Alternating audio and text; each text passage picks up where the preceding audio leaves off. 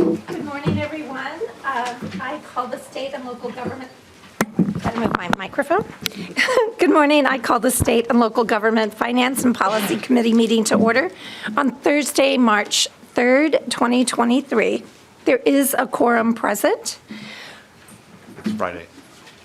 Oh, it is Friday. It just feels like Thursday. Thank you.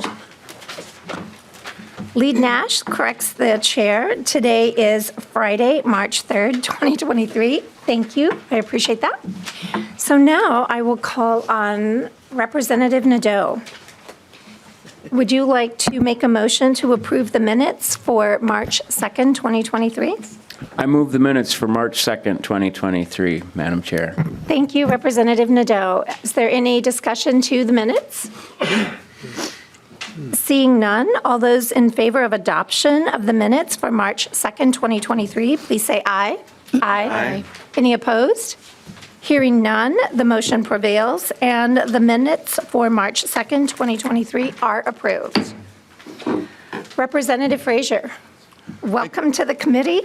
I will move that House File 1409 be before the committee and laid over for possible inclusion. Your bill is now before us. Would you like to speak to the bill? Yes, thank you, Madam Chair, Vice Chair, and members. And just first, I'd like to say I'm glad someone is keeping up with the dates because things are a blur for many of us, and then the snow days made it even more hectic.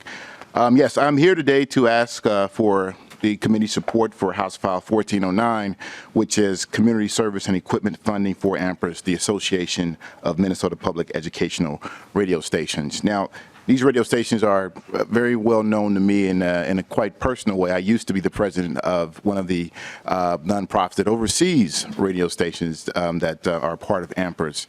And what I know from that experience is how expensive it is to run those radio stations. And what I also know is that the lack of resources that the radio stations often have sometimes. And these are very important communication enterprises within the communities that they serve. So I bring this bill to support updating their communication equipment that in many cases is very outdated. And I'm hoping for your support. And I am here today with the executive director of AMPERS, and he will provide more information about the background of the radio stations and talk more about the request and why it's needed. Thank you, Madam Chair. Thank you, Representative Frazier. Welcome, Joel Glazer, to the committee. If you'll state your name for the record and begin your testimony. Thank you. Good morning, Chair Klevorn, members. For the record, my name is Joel Glazer, and I am the president and CEO of AMPERS, the Association of Minnesota Public Educational Radio Stations. Unfortunately, despite our best efforts, we did not have the opportunity to meet with all of you, so I'm going to take just a moment to briefly explain who we are. AMPERS is an association that represents 18 independent, publicly licensed, hyper-local community radio stations. 17 of the 18 are eligible for state funds. The stations are licensed to Native tribes, to a community itself, or a college, school, or university. We are not affiliated, nor do we receive funding from Minnesota Public Radio, Twin Cities Public Television, or the Minnesota Public Television Association. The best way to kind of understand us is MPR is kind of like Target or Home Depot serving the masses. We're more like the corner drugstore or corner hardware store where everybody knows your name. I am here today to ask your support of House File 1409.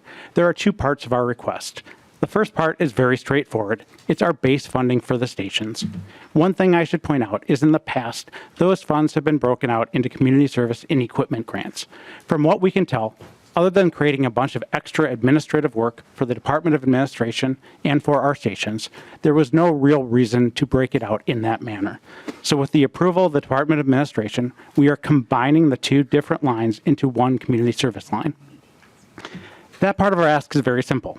We are asking for an increase of $357,000 for the biennium. That ends up being an increase of just $10,000 per year per station, a very modest increase on a per station basis. Chair Klevorn, members, for the next part of the ask, I ask that you look at the monitor. This is not something that you want to see on your computer screen. especially if you work at a radio station and it appears on your broadcast computers. But unfortunately, it did appear on our computers at 3 of our stations, as well as a couple dozen community stations around the country. Yes, 3 of our stations were victims of cyber attacks. The hackers did not get on the air, but they were able to take possession of the station's on-air content and hold it for ransom. One station alone had 18 computers impacted. As radio stations, we are high-value targets for cyber criminals. When I met with Representative Newton and we talked about this, he told me that while serving in the military, one of his missions was to take out the enemy's radio stations. He said they were higher priority targets than the police or fire stations. It's abundantly clear that we need to improve our cybersecurity infrastructure. We also desperately need to improve our emergency services infrastructure. Our local stations serve a critical need when there's an emergency. If an EAS emergency alert is issued, it says turn to your local station for more information. If there's an emergency in our area, some real-life examples, a forest fire, a train derailment, the 911 system goes down like it did in the Cook County. Our stations are going to go wall to wall, talking with emergency managers, fire chiefs, police chiefs, giving critical life-saving information. But many of our stations don't have backup generators at their broadcast facility, and even more don't have them at their transmitter site.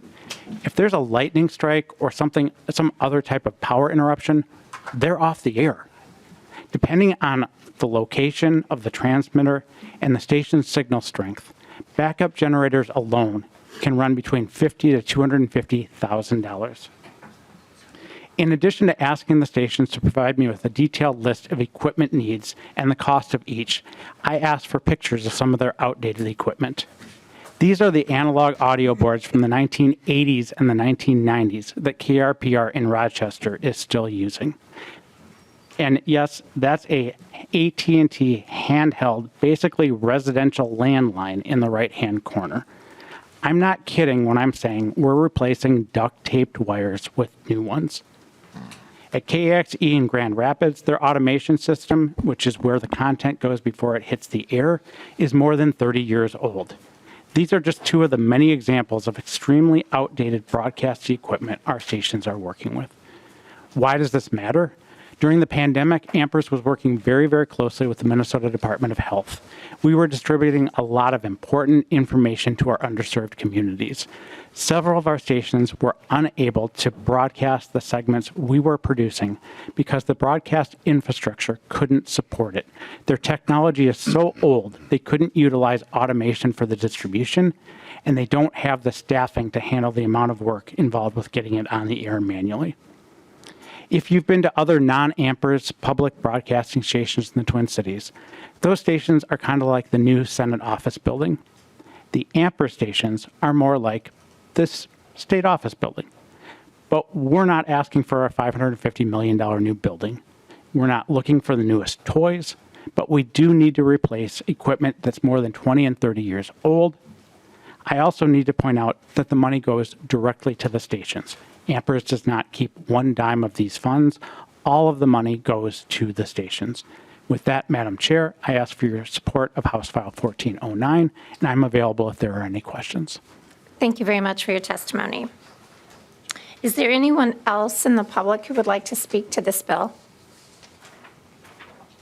Seeing none, I'm not aware of any amendments to the bill. Is that correct? Okay. Correct. Lead Nash. Thank you, Madam Chair. And it is prophetic. Some of us have been talking about state assets being hacked and taken ransom for years. And some of us have been thrown out of offices while we were doing so. But this is an excellent example as to why we should take this seriously. You know, I've never tried to scare people when we talk about these things, and Representative Bahner and I are pretty much in lockstep on this. But here's the reality. The people who are trying to compromise these are actually better than most of the defenses that we have. And as we can make them better and shrink the footprint is really where we want to get. So I do support this bill. I think that it's a wise expenditure of money. And I like the example of the Senate office building versus here. Some of us didn't want the $750 million building, but it's an appropriate example. Cybersecurity is a serious deal. And when we talk about it, it should not be in red or blue tones. It should just be that this is what we have to do, because as I have said a number of times, ones and zeros are neither Republican or Democrat. And for those of you who know IT, you know what ones and zeros mean. For those of the rest of you, we'll hold a clinic later as to what that means. But it really is important. And if we have state assets and we are liable for them and we need to maintain them, then we should put up an appropriate defense. So I would encourage members to vote yes. Thank you, Lead Nash. Representative Bahner. Thank you. Lead Nash did a very thorough job, so I will try not to reiterate any of that. He did a fantastic job. I will just add this too. We had a deep conversation in my office about critical infrastructure and what that means to the state, particularly in the event of an emergency and so forth. And the reality is there's a recent article that suggests that we are making some progress on higher levels of doing a good job to deter cyber criminals. So they are sometimes looking for much easier targets. And in this case, unfortunately, that could include our communications infrastructure.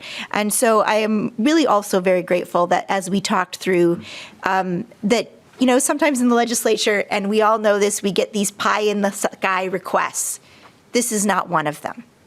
There is a lot of, it is very clear that there was a lot of thought put into exactly what is included in the proposal, and specifically not adding things into the proposal that are not necessary.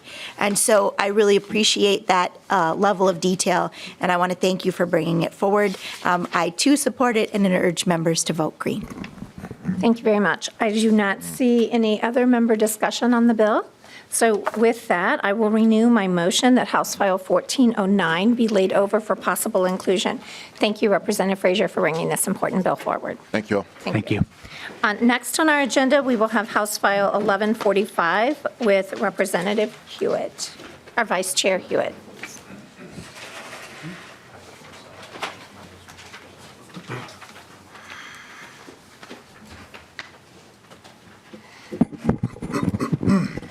Thank you, Madam Chair and members. Good morning. I was going to sing, but the chair told me I got 2 minutes and get off. So no Mr. Rogers' Neighborhood this morning. Anyways, this is a great bill. 1145 is the public television block. Oh, sorry. Would you like to make a motion that House File 1145 be laid over for possible inclusion? I would. Thank you. Thank you. The bill is now before the committee. Thank you, Madam Chair. Sorry, I'm trying to keep to that 2 minutes. Anyways, basically, this is the bill that takes care of public television, and I'm happy to report that Representative Nash is also a co-author on this bill. Public television is really bipartisan, but we need it in this state. It does everything from like many of us grew up on Mr. Rogers' Neighborhood, but today I find myself tuning in from KARE 11 all the way over to Channel 2 on Saturday mornings to learn what we're going to have for dinner that night because it's full of cooking shows. I also look at public television as an emergency network for disasters. We have, from the floods here in Minnesota to right now, I know out in Ohio, emergency broadcasting is taking place over their public television network. So this is really important that we keep this network in place. Unfortunately, last year, it sounds like they were included for $1 million in the state government bill. I don't think it made it through. And so I'm hoping this year that we can take another swing at this and get them the much needed funds. Today I have with me Les Heen. He is going to go a little bit more into the bill. Mr. Heen. Madam Chair. Before we move too much forward, there is an Excuse me, I think A1. we've got an amendment first. Yes, that's what I was just doing. Thank you so much, Representative Newton. There is an A1 amendment. I'm not sure who the author of the A1 amendment. That would be me. Thank you very much, Vice Chair Huot. If you'd like to move the A1 amendment, then we can move to member discussion. Would you like to I would speak like to to the move the amendment? A1 amendment. Basically, simply all it does is put television stations in there instead of stations. All right, thank you. Representative Huot moves the A1. Is there any member discussion on the A1? Seeing no discussion, all those in favor of the adoption of the A1, please say aye. Aye. Any opposed? Seeing no opposition, the A1 is adopted. Now we will move to testimony. If you please state your name for the record and begin your testimony. Thank you, Madam Chair. My name is Les Heen, and I represent the Minnesota Public Television Association. I appreciate the time to be with you this morning. We like to say in public television in Minnesota that we do things differently than it happens in a lot of other states, and we like to say that's a good thing for viewers and for taxpayers, because in a lot of places in this country, public television is centralized and has a state agency or a quasi-state agency kind of structure, or perhaps it's at a large public university, and there's a lot of expense that goes with that. And in Minnesota, what we have is we have 6 independent local nonprofits with local nonprofit boards and volunteers and staff people making decisions about what's best for their communities. And what we have received from the legislature over years to help support that kind of progress at our stations is we've received primarily 2 kinds of grants in recent years. We've had matching grants at $1.55 million in recent years, and those grants are where stations have to raise money locally from Minnesota-based donors before they can receive those funds. And we've also received some small equipment grants, and that's at $250,000 a year. And those grants have remained the same for 10 years. There have been some downturns in the economy from time to time, and we understand that, and we've taken cuts. But those grants have remained flat for 10 years. What we're proposing today in Representative Huot's bill here is that we would bring back block grants. Block grants were funded many years ago by the legislature, and then they were dropped during an economic downturn. But the language has remained in statute, and it's based on a really pretty straightforward and simple idea. And that is that every station, big or small, urban or rural, has some of the same basic needs. They have transmitters and transmitter lights and towers that need to be maintained. And they have to have that kind of structure. And they also have to have staffing.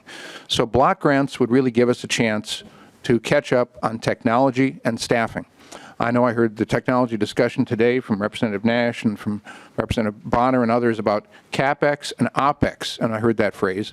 And it's one that our engineers use a great deal, because years ago when we would buy equipment, we would think of it as a capital expenditure only. And now an engineer told me if he has a $40,000 piece of equipment, it may require, for example, a $5,000 annual expense for a service agreement or software licensing. And so that's the reality that we face. So for technology and staffing, block grants would really be a tremendous help. Now, I don't know how exactly when block grants went away, but I have done some looking based on some questions people brought up to me about how long have stations been receiving state grants. And I know it's been a long time. I did some looking, and I couldn't figure out the exact year, but contrary to what Representative Huot just said, it's always Mr. Rogers' neighborhood. And this question came up last week at Public Television Day on the Hill, and we had a display on a table, so I thought, let's use the display.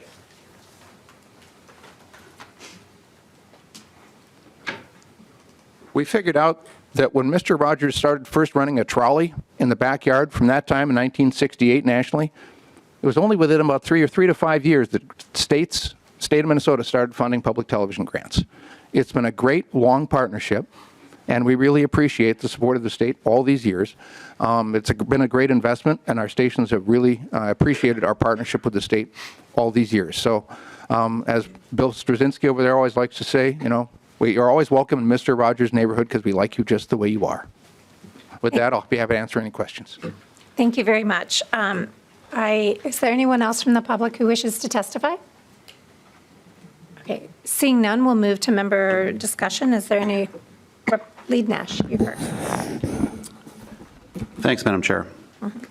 I've shared this with a few of you before, and it's always hard for me to share. Damn it. I have one of those trolleys at my desk because I've been a voice for public television for a lot of years. There were times that Fred Rogers was the only one that told me that I had value. I grew up a heavily abused kid. And I completely think that this is a great thing for us to do. Because every kid has value.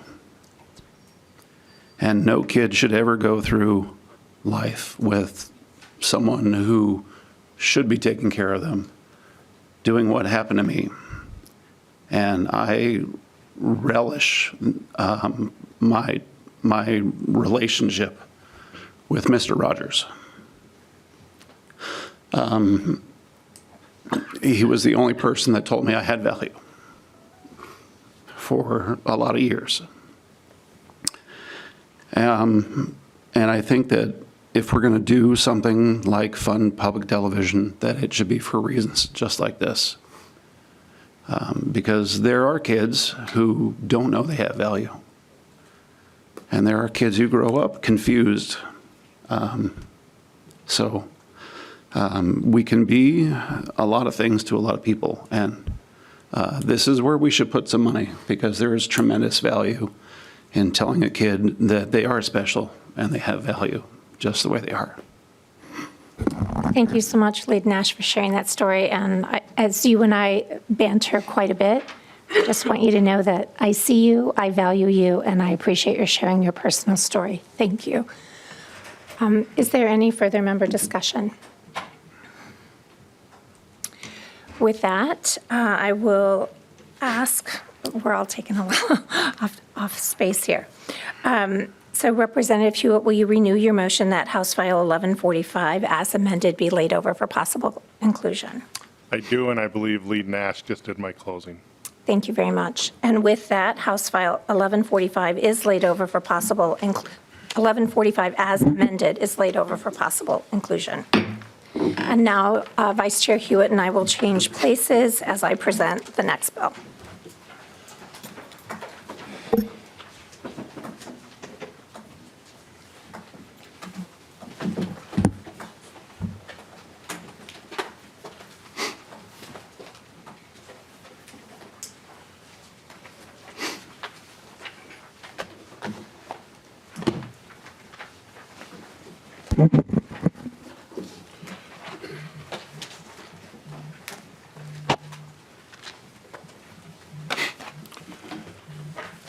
Chair Klevorn, I believe you have a bill 1693 for consideration this morning. Do you want to move that bill? Thank you very much, Chair Huot. My motion is that this bill be laid over for possible inclusion. We will be laying the bill over for possible inclusion. We can go on with your testimony. Thank you very much. First, I'd like to begin by thanking Lead Nash and for joining me on this bill. It is the Legislative Coordinating Commission technical bill. The Legislative Coordinating Commission serves as an umbrella organization for the legislative commissions, joint agencies, and other boards. It establishes the complement and the compensation of employees for joint agencies and commissions. This is the LCC's technical bill, and I will stop there and just ask that you recognize Ms. Weber to let her speak to the contents of the bill. Thank you. Good morning, Ms. Weber, and if you could identify yourself for the committee, please. Good morning, Mr. Chair and members. I'm Michelle Weber. I'm the Executive Director of the Legislative Coordinating Commission and want to echo Chair Klevorn's appreciation for the members who have signed on to this bill. As was mentioned, the Legislative Coordinating Commission serves as a central coordinating agency on behalf of the Minnesota Legislature. We also serve as a fiscal agent for many of the activities that encompass the entirety of the legislature. So Section 1 of the bill provides authority for the Executive Director of the Legislative Coordinating Commission to sign contracts consistent with the authority that's currently provided to the reviser of statute.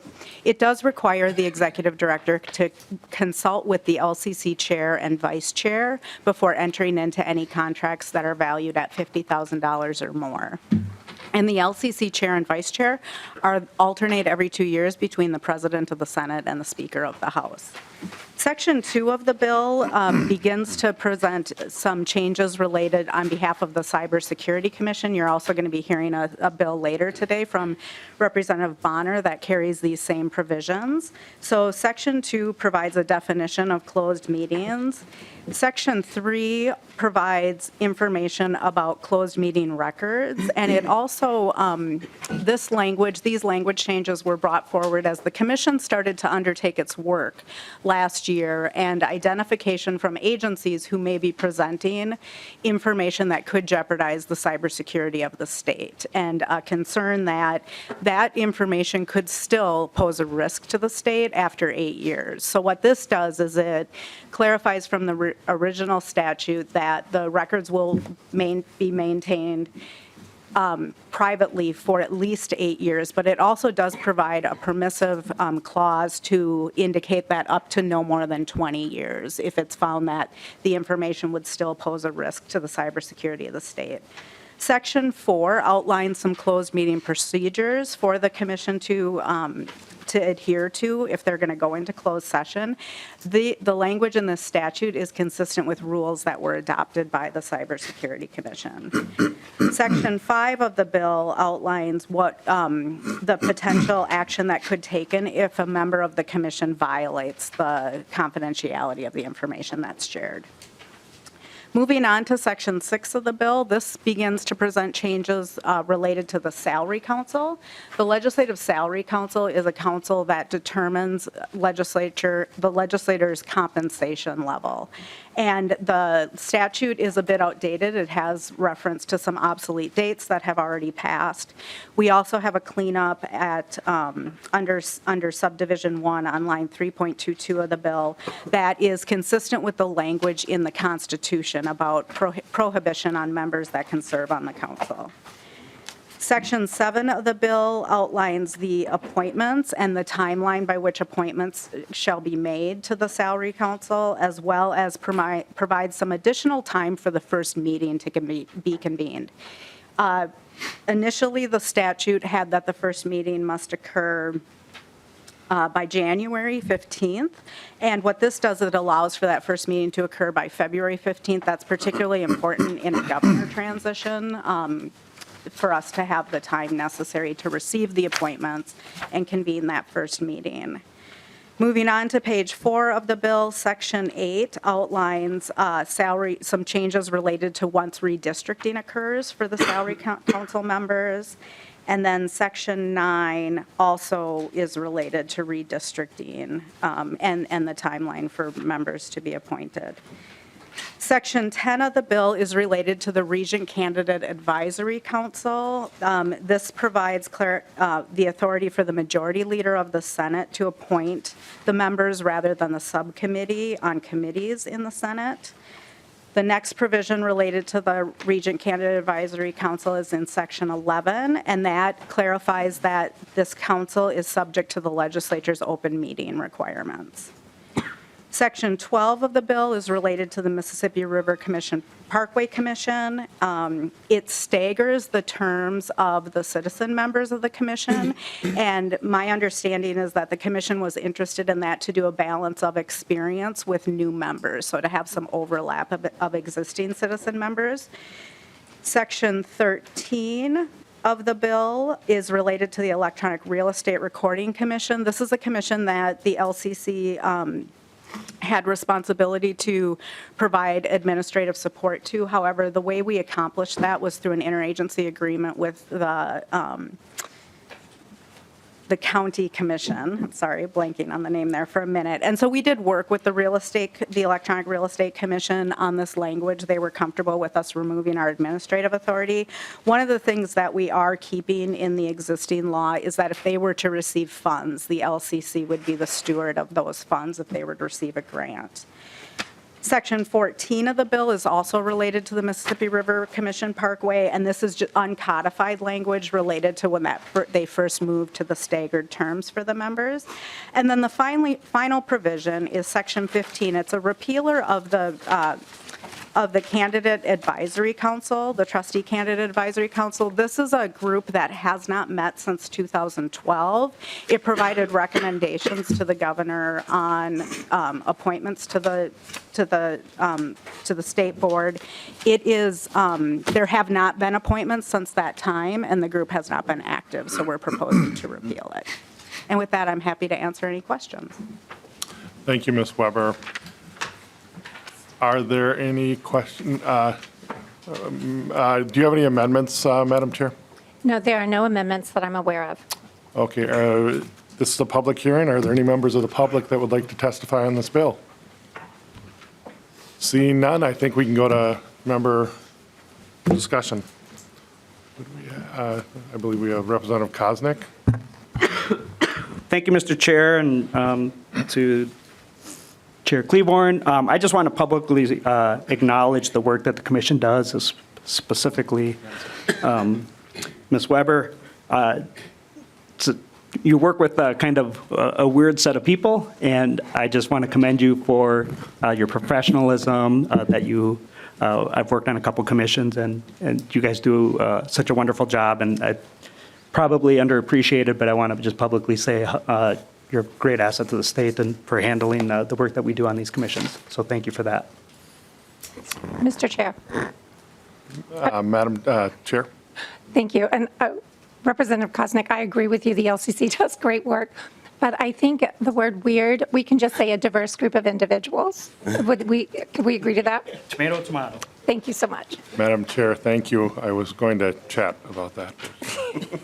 That would include me, I guess. Representative Hansen. Thank you, Mr. Chair. And Chair Klevorn, you and I had talked about the need to actually increase the per diems for citizen members, not legislative members, but citizen members. I think many boards and commissions have a $55 rate that was established like 30 years ago and hasn't kept up. And so when you look at citizen members across the boards and commissions, they tend to be the same people, or they don't change very much. And sometimes there's not much competition, or that we have laned their membership so much that it's a very small number of people that could actually apply. And if you're working, taking a day off and getting $55 is not an equivalent for today's reality. Maybe it was in 1993, but it's not in 2023. So I would encourage, as we move forward towards the end of this, that we look at some way of raising citizen member per diems across the board for public membership. Mr. Chair. Madam Chair. Thank you. And Representative Hansen, I greatly appreciate and agree with you in the conversations that we've had about that. And I wanted to thank you for allowing this to, for not bringing the amendment forward on this particular bill. But I want to make the committee aware of the fact that you and I have spoken about that. And I do agree with you, and it may appear in a later bill in this committee. Thank you very much. Representative Hansen, any follow-up? No. Representative Nadeau. Thank you, Mr. Chair. I just have one quick question, and based on Representative Koznick's description of the diverse members of these committees, maybe I'll never get appointed to one because I'm so even-keeled. And it was on, it's in section 3, and it's on the cybersecurity closed meeting changes. Is there guidance? I'm very familiar with closed meetings in local units of government and the requirements that must be met in order to close a meeting. Are there similar? Is there guidance on when this commission can close a meeting, or theoretically is it at the discretion of the chair, and could every meeting be closed? Madam Chair, or Mr. Weber? Mr. Chair and Representative Nadeau, the initial legislation creating the Cybersecurity Commission provided language permitting them to go into closed session if they were going to be covering a topic that would violate the cybersecurity of the state. What this language is doing is kind of outlining the requirements that they have to follow in order to go into a closed meeting, and they last year adopted procedures that outline it. So those procedures are available on the public website. There's a notification, public notification that they intend to go into closed session. So usually they initially meet in an open session, and then we'll go into closed session just to discuss those items that are sensitive. Representative Nadeau, a follow-up? Yes, thank you, Mr. Chair. So just to be clear, it's in bylaws or something? I don't see it in statute. So is it, I mean, as I'm reading subdivision 5 of the existing language, the existing statute, it says the commission may close a meeting when necessary to safeguard the state's cybersecurity. Is there something more than that? I mean, my question is, can they go into closed session every single meeting, and then those records would never be available for 8 years? Ms. Weber. Mr. Chair and Representative Nadeau, they could not unless the information that they're going to be covering in the closed session, and I see that Representative Nash and Representative Bahner, who are members of the commission too, they might want to add some additional information to this Okay. as well. Representative Neto, I'm going to go to Representative Nash. I think he has some enlightenment on this. Yeah.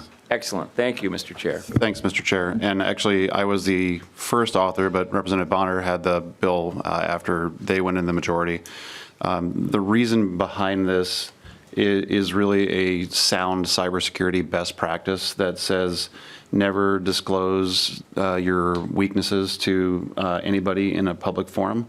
And this will be maybe a little scary for people, but cybersecurity can be scary. There are people who literally will crawl minute meetings from large corporations where they talk about cybersecurity, or a public entity where they talk about cybersecurity, and then they basically have a roadmap to exploit them. And that is why the best practice is to never publish those weaknesses.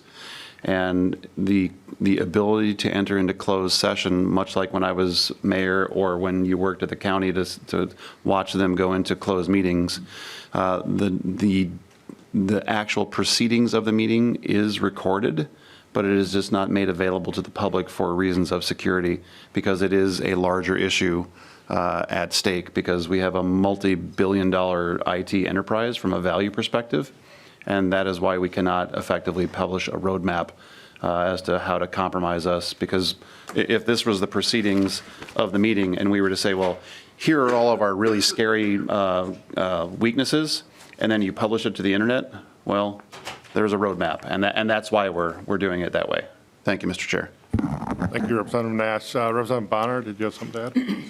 Just thought, I did want to mention that we actually made a decision after a couple of public groups came forward that we may want to make some clarifications to the definition to make it a little bit more clear for the public, because our intent is always to provide the maximum amount of transparency that we can, but also safeguard the safety and security of the state. And so we've actually decided to pull that bill for today in order to work with House Research to more clearly define and clarify the closed meeting records definition so that it is a little bit more concise for the public. So just want to throw that in there as well. So please note that there will be some modifications coming forward, and I would expect to see that in a future stop. Thank you, Representative Bahner. Lead Nash, I'm going to turn it back to them. Are you good to go? All right. Thank you, sir. Oh, okay. Representative Doe.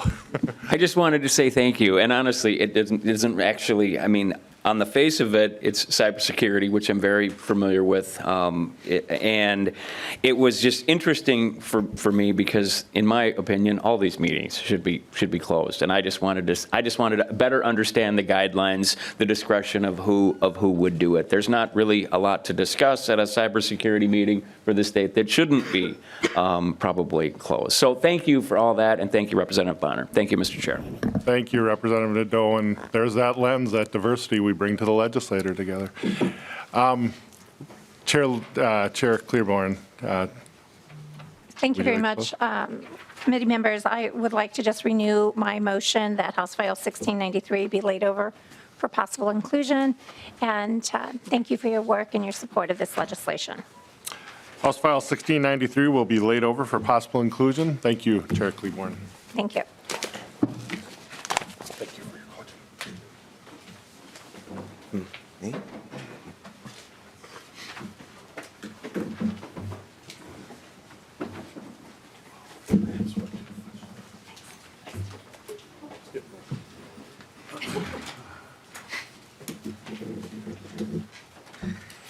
Next up on our agenda, we have House File 1231, Representative Freiberg. Thank you, Madam Chair. I'd move that House File 1231 be laid over for possible inclusion. Thank you. The bill is now before us for consideration. If you would please, there is an author's amendment. Yes. Do you want to address that first? Sure, I'd like to move the A2 amendment. It's a technical amendment. It adds the word geospatial in 2 places. Okay. Members, is there any discussion to the A2 amendment? Seeing none, all those in favor of adoption of the A2, please say aye. Aye. Aye. Any opposed? Seeing none, the amendment is adopted. And please speak to House File 1231 as amended. Thank you, Madam Chair, members of the committee. House File 1231 is a bipartisan bill that will address the original infrastructure of the state, which goes back to the mid-1800s. When the U.S. government incorporated the West after the Louisiana Purchase, the government land office sent out surveyors to map the land. They laid out the map in 1-mile square sections and placed permanent markers at the corners. That work became the foundation for all property maps in Minnesota. Unfortunately, 180 years of farming, development, and just life takes its toll, and we know where only half of those markers are today. Less than 1/2 of the monuments, or about 148,000, have a known location. 150 years of neglect has taken its toll, and the flaws are becoming worse, and this can lead to more lawsuits. This bill seeks to find those missing monuments, lock them into our new digital map systems, and prepare us for the next 200 years. The bill creates a $10 million per year grant program for counties to survey and remonument the system, managed by the MNIT office. This is similar to a Wisconsin program where they are spending $13 million per year on remonumentation. The cost is approximately $1,800 per monument. This isn't cheap, and it requires many years of work, but it will help avoid land disputes in the future, ensure land is taxed correctly, and allow for informed land management practices. In your packets, there are letters of support from Ramsey County, St. Louis County, the Association of Minnesota Counties, and the Minnesota Association of County Officers.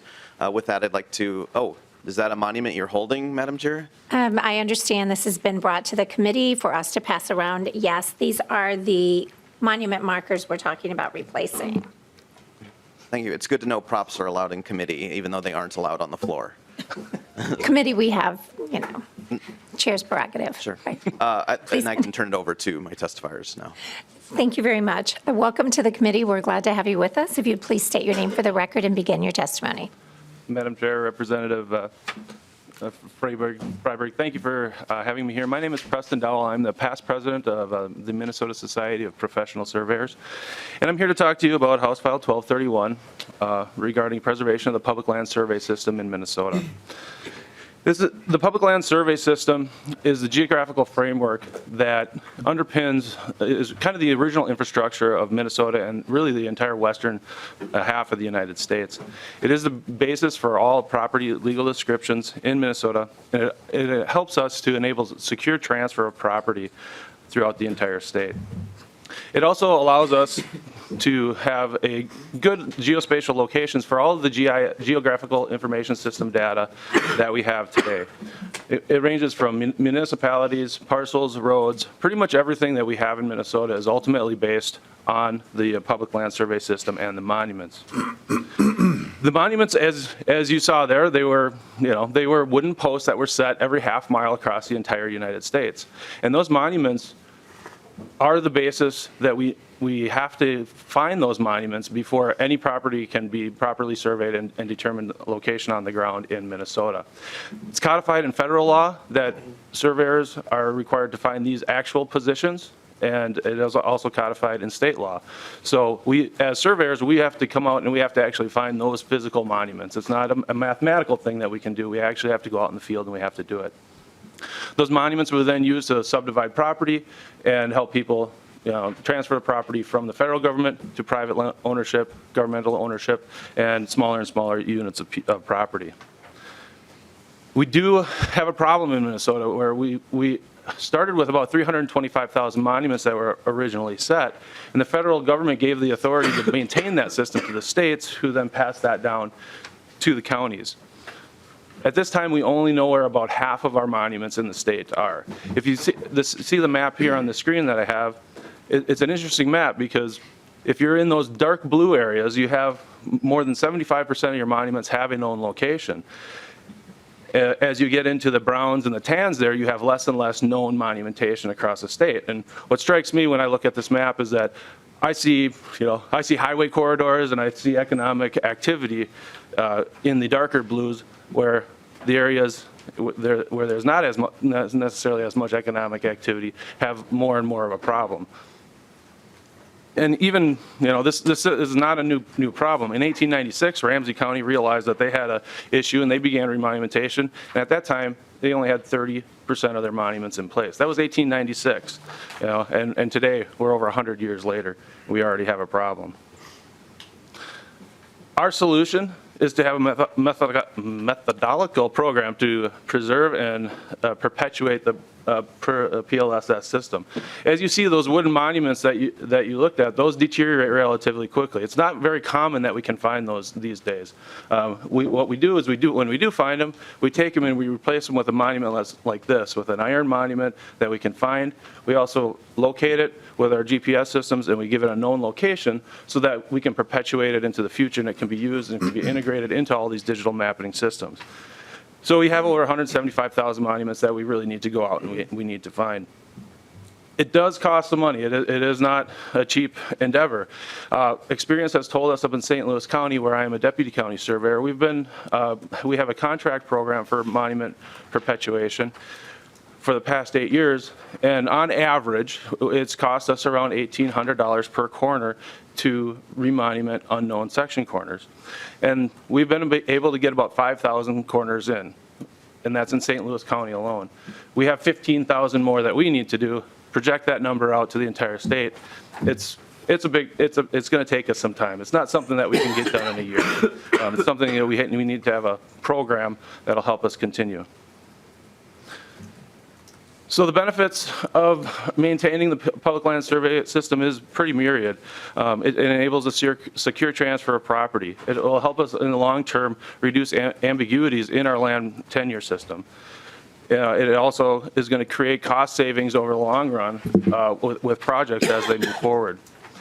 And one of the things we like to say is that the deterioration of PLSS equals disputes with landowners. The reality is as these monuments deteriorate, landowners make assumptions that maybe they're good, maybe they're bad, but sometimes they have some issues, and it'll cost the landowners down the line. It gives us more precise geospatial data so we can update our mapping systems, and it's going to bring us into a modern area of land management. And it also does provide high-paying jobs, anywhere from a technical entry-level position to a licensed land surveyor like myself. It can be a very, very rewarding career. We do have many supporters. We've been working for years to try and make sure that we're not the only ones talking about this. We do have, as Representative Freiberg introduced, we have many supporters. Association of Minnesota Counties, Minnesota Geospatial GIS-LIS Consortium, Minnesota Geospatial Advisory Council, rural counties, and the list goes on. And we continue to work on getting more and more supporters. So in summary, this is a system that was implemented over 150 years ago, and like we said, that 150 years of deterioration is really taking its tolls, and the problems are not getting better, they're actually becoming worse. It is, in our opinion, crucial infrastructure that underpins all the land property in the state of Minnesota. I'd like to thank Representative Freiberg for introducing House File 1231 here. We also have Senator Carlson, who introduced it into the Senate. And we believe that we have bipartisan support to help move this program forward. Long term, we do estimate it's going to cost $300 million over 30 years. This current bill does not ask for that right off the bat. We're looking to jumpstart the program, prove that it'll work over time, and continue to move forward in Minnesota. And we are not the only people doing this. There are other states that are doing similar programs to this. Michigan has been remonumenting their section corners since the 1990s. Wisconsin, our neighbor to the east, is spending about $13 million a year on land records, modernization, and PLS monumentation. I thank you for your consideration. Thank you very much for your testimony. We appreciate your being here and explaining to us the problem before us. Thank you. We do have another testifier scheduled. If you'd please come forward.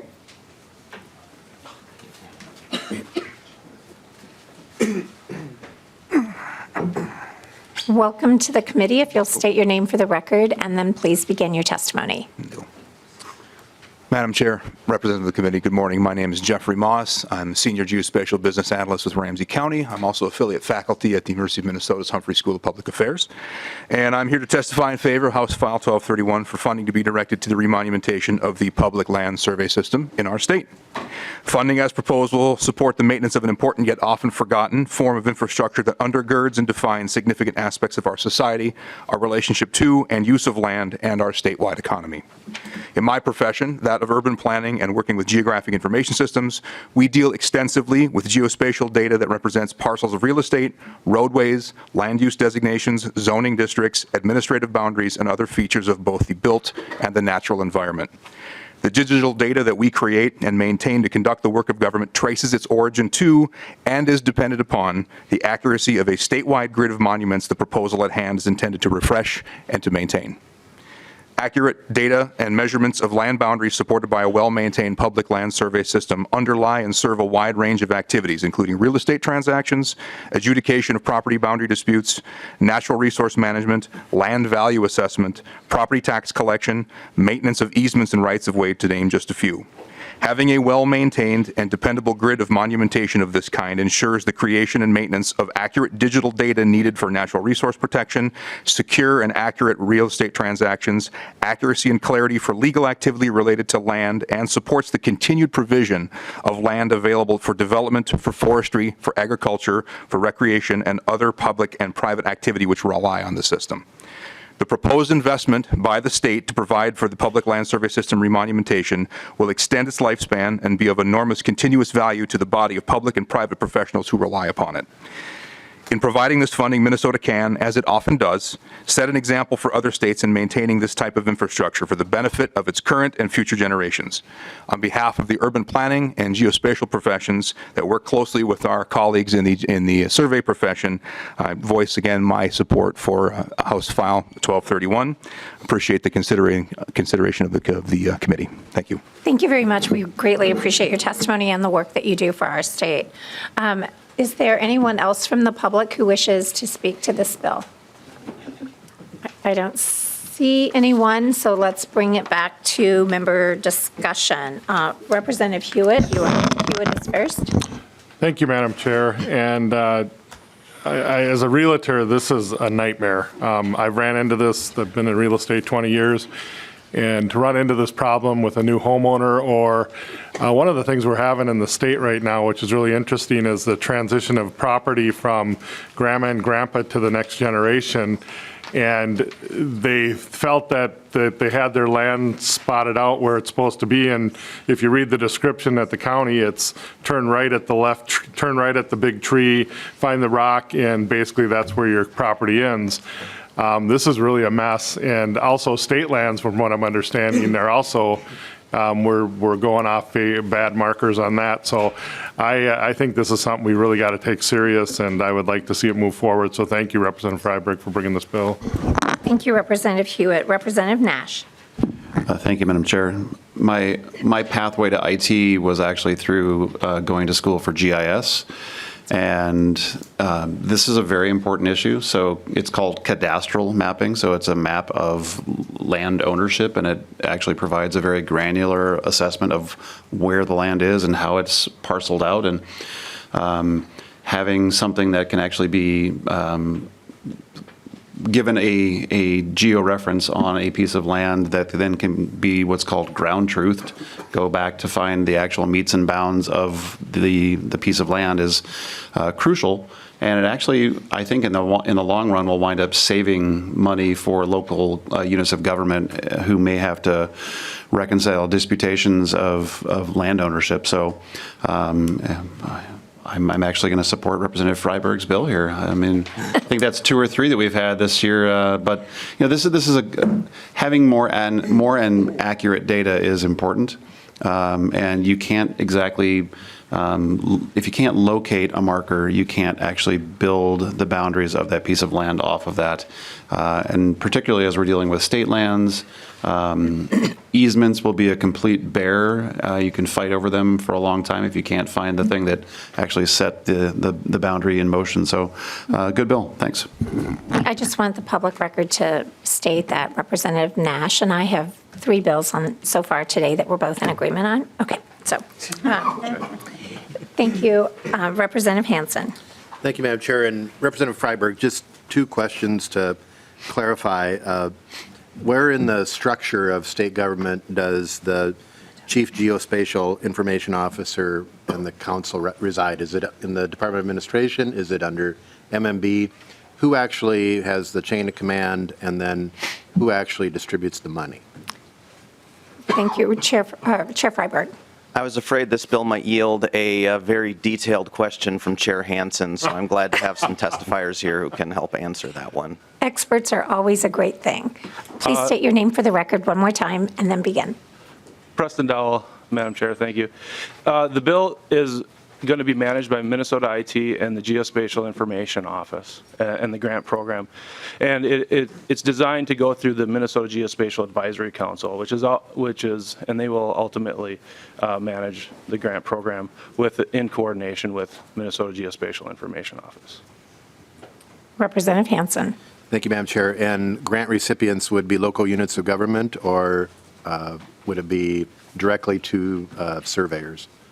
Madam Chair, it would be, Representative, it would be going through the county government entities.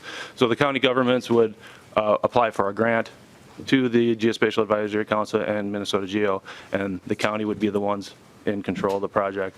And then they would have different ways to distribute that money, whether it's private hands or through the county government themselves. Thank you. One more. And thank you, Madam Chair. And finally, so then the whole process would be covered under the grants management process for state government. Is that correct? Madam Chair, correct. Thank you. Representative Nadeau. Thank you, Madam Chair. I think this is a great idea. My question has more to do with capacity. Are there adequate surveyors out there now that can take on this load of work? I mean, I'm from the metro area, so I don't really know what it takes to do surveying in St. Louis County and walking, doing whatever. But is there? I know that at least in the metro, surveyors they're busy. And counties do a little bit of surveying for their own thing. I know that at least the county that I work in, I don't think that there's a lot of capacity to take on this kind of work. How do you anticipate getting this work done, to the level of spending that this bill asks for? Chair Freiberg. Okay, please proceed. Yep. Madam Chair, yeah, that is going to be an issue. We do believe we have the capacity as surveyors to complete this work. The thing about this work is it's long-term. It's not something that gets done. A restoration project doesn't get completed in 2-3 months. It takes typically 2 to 3 search seasons, so spring, winter, and maybe the next spring, in order to get it done. So there are over 600 licensed land surveyors in the state of Minnesota, and we're going to have to work with both the county governments and with the private sector in order to get this project done. So it's going to be tough to get it done. I'm not going to, I can't say that it won't be, but we believe that we can get it done. And we have to get moving forward, because if we don't start, it's just going to continue to deteriorate. Thank you. Representative Nadeau. And just one follow-up. Do all surveyors have the same level of equipment to actually do this work? So you said there were 600. Mm-hmm. And could some of this money, I'm assuming that all surveyors are not the same.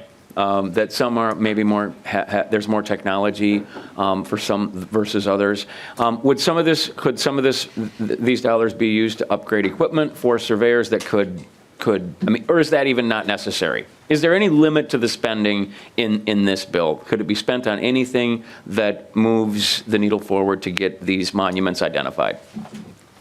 Chair Freiberg, do you want to address that, or your testifier?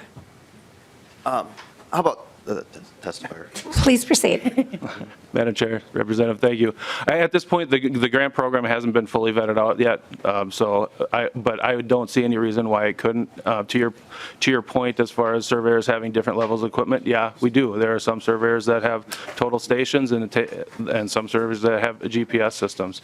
But anything that moves us forward and helps us maintain the system in a better way and gets it locked into this digital system and get onto a geodetic system is going to make things better. So I think that can be resolved through the grant process. Thank you, Madam Chair. Thank you, Representative Nadeau. I see no further discussion, so I will, well, Chair Freiberg, would you like to renew your motion that House File 1231 as amended be laid over for possible inclusion, or would you like to wrap up? Yeah, just to briefly wrap up, I'm impressed with the nerdiness of some of the questions that members have revealed about themselves as part of this bill. I'm certainly no stranger to that. When I'm not at the legislature, one of my hobbies is geocaching. There's kind of an offshoot of geocaching called benchmarking, where you actually go out and search for monuments that have been placed out there, and I've done a bit of that, and they're frequently underground. Like, I won't disturb the ground to find them, but they were kind of like the metal one that Mr. Dowell had up here as a prop. So I haven't invested in a metal detector yet to try to find them, but maybe at some point down the road I do that. So I was very excited at the possibility of carrying this bill. And not everyone is, but I'm heartened by some of the questions here. So with that, I'll just renew my motion that House File 1231 be laid over, as amended, be laid over for possible inclusion. Thank you very much. And again, nerdiness is a good thing, right? It's a compliment. So thank you very much. And with that, House File 1231 as amended is laid over for possible inclusion. Thank you. Next, we have Chair Lee. And Chair Lee, you have a couple of bills today, so we'll just take those in order. All right. We'll begin with House File 1131. And I'd like to welcome you to the committee. And since you're not a member of the committee, I will move that House File 1131 be re-referred to capital investment. The bill is now before us. If you would please present your bill. Thank you, Madam Chair and committee members. House File 1131 is a bill that amends the state statute requiring non-state commitments to capital projects by adding that the state share of a capital projects for political subdivision is intended to be no more than 50% of the project costs. The bill also amends the statute requiring information provided to the state about the percentage of funding that is necessary to complete the capital project or project phase that a political subdivision has secured for non-state funding. And the bill repeals Section 16A.86 Subdivision 4, the paragraph requiring a 50% match for capital project grants to political subdivision. And so, Madam Chair, I'm bringing this bill forward because, right now, as projects are coming before us, there's a lot of, in my opinion, a lot of confusion around having a 50% match or not having a 50% match, and then communities that are asking for a waiver or not waiver. And so that's why I thought that this is a route for us to continue having the discussions of how do we ensure that local units of government, whether we at this legislature decide to fund a project 50% or not, have some kind of skin in the game. And so this is just to start the conversation for all of us, whether this is the route that we actually take and actually implement into law or not. I really want us to have this conversation through the committee process with all of us here today. And so that's why I'm bringing this forward today. Thank you very much. I really greatly appreciate this conversation.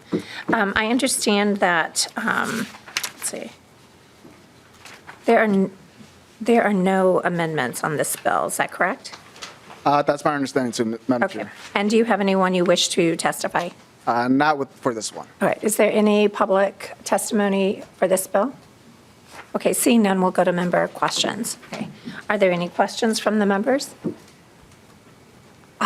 Easy. All right. Oh, Representative Nadeau. Well, we're not going to let a bill go without talking about it. Oh, there are a series of bills. There'll be lots of conversation. Thank you. So what I'm interested in this. I think this is an interesting concept. What made you go here? I mean, did you start looking at the leverage that we could produce, eliminating the scoring system that the state has, trying to eliminate ambiguity? What prompted this?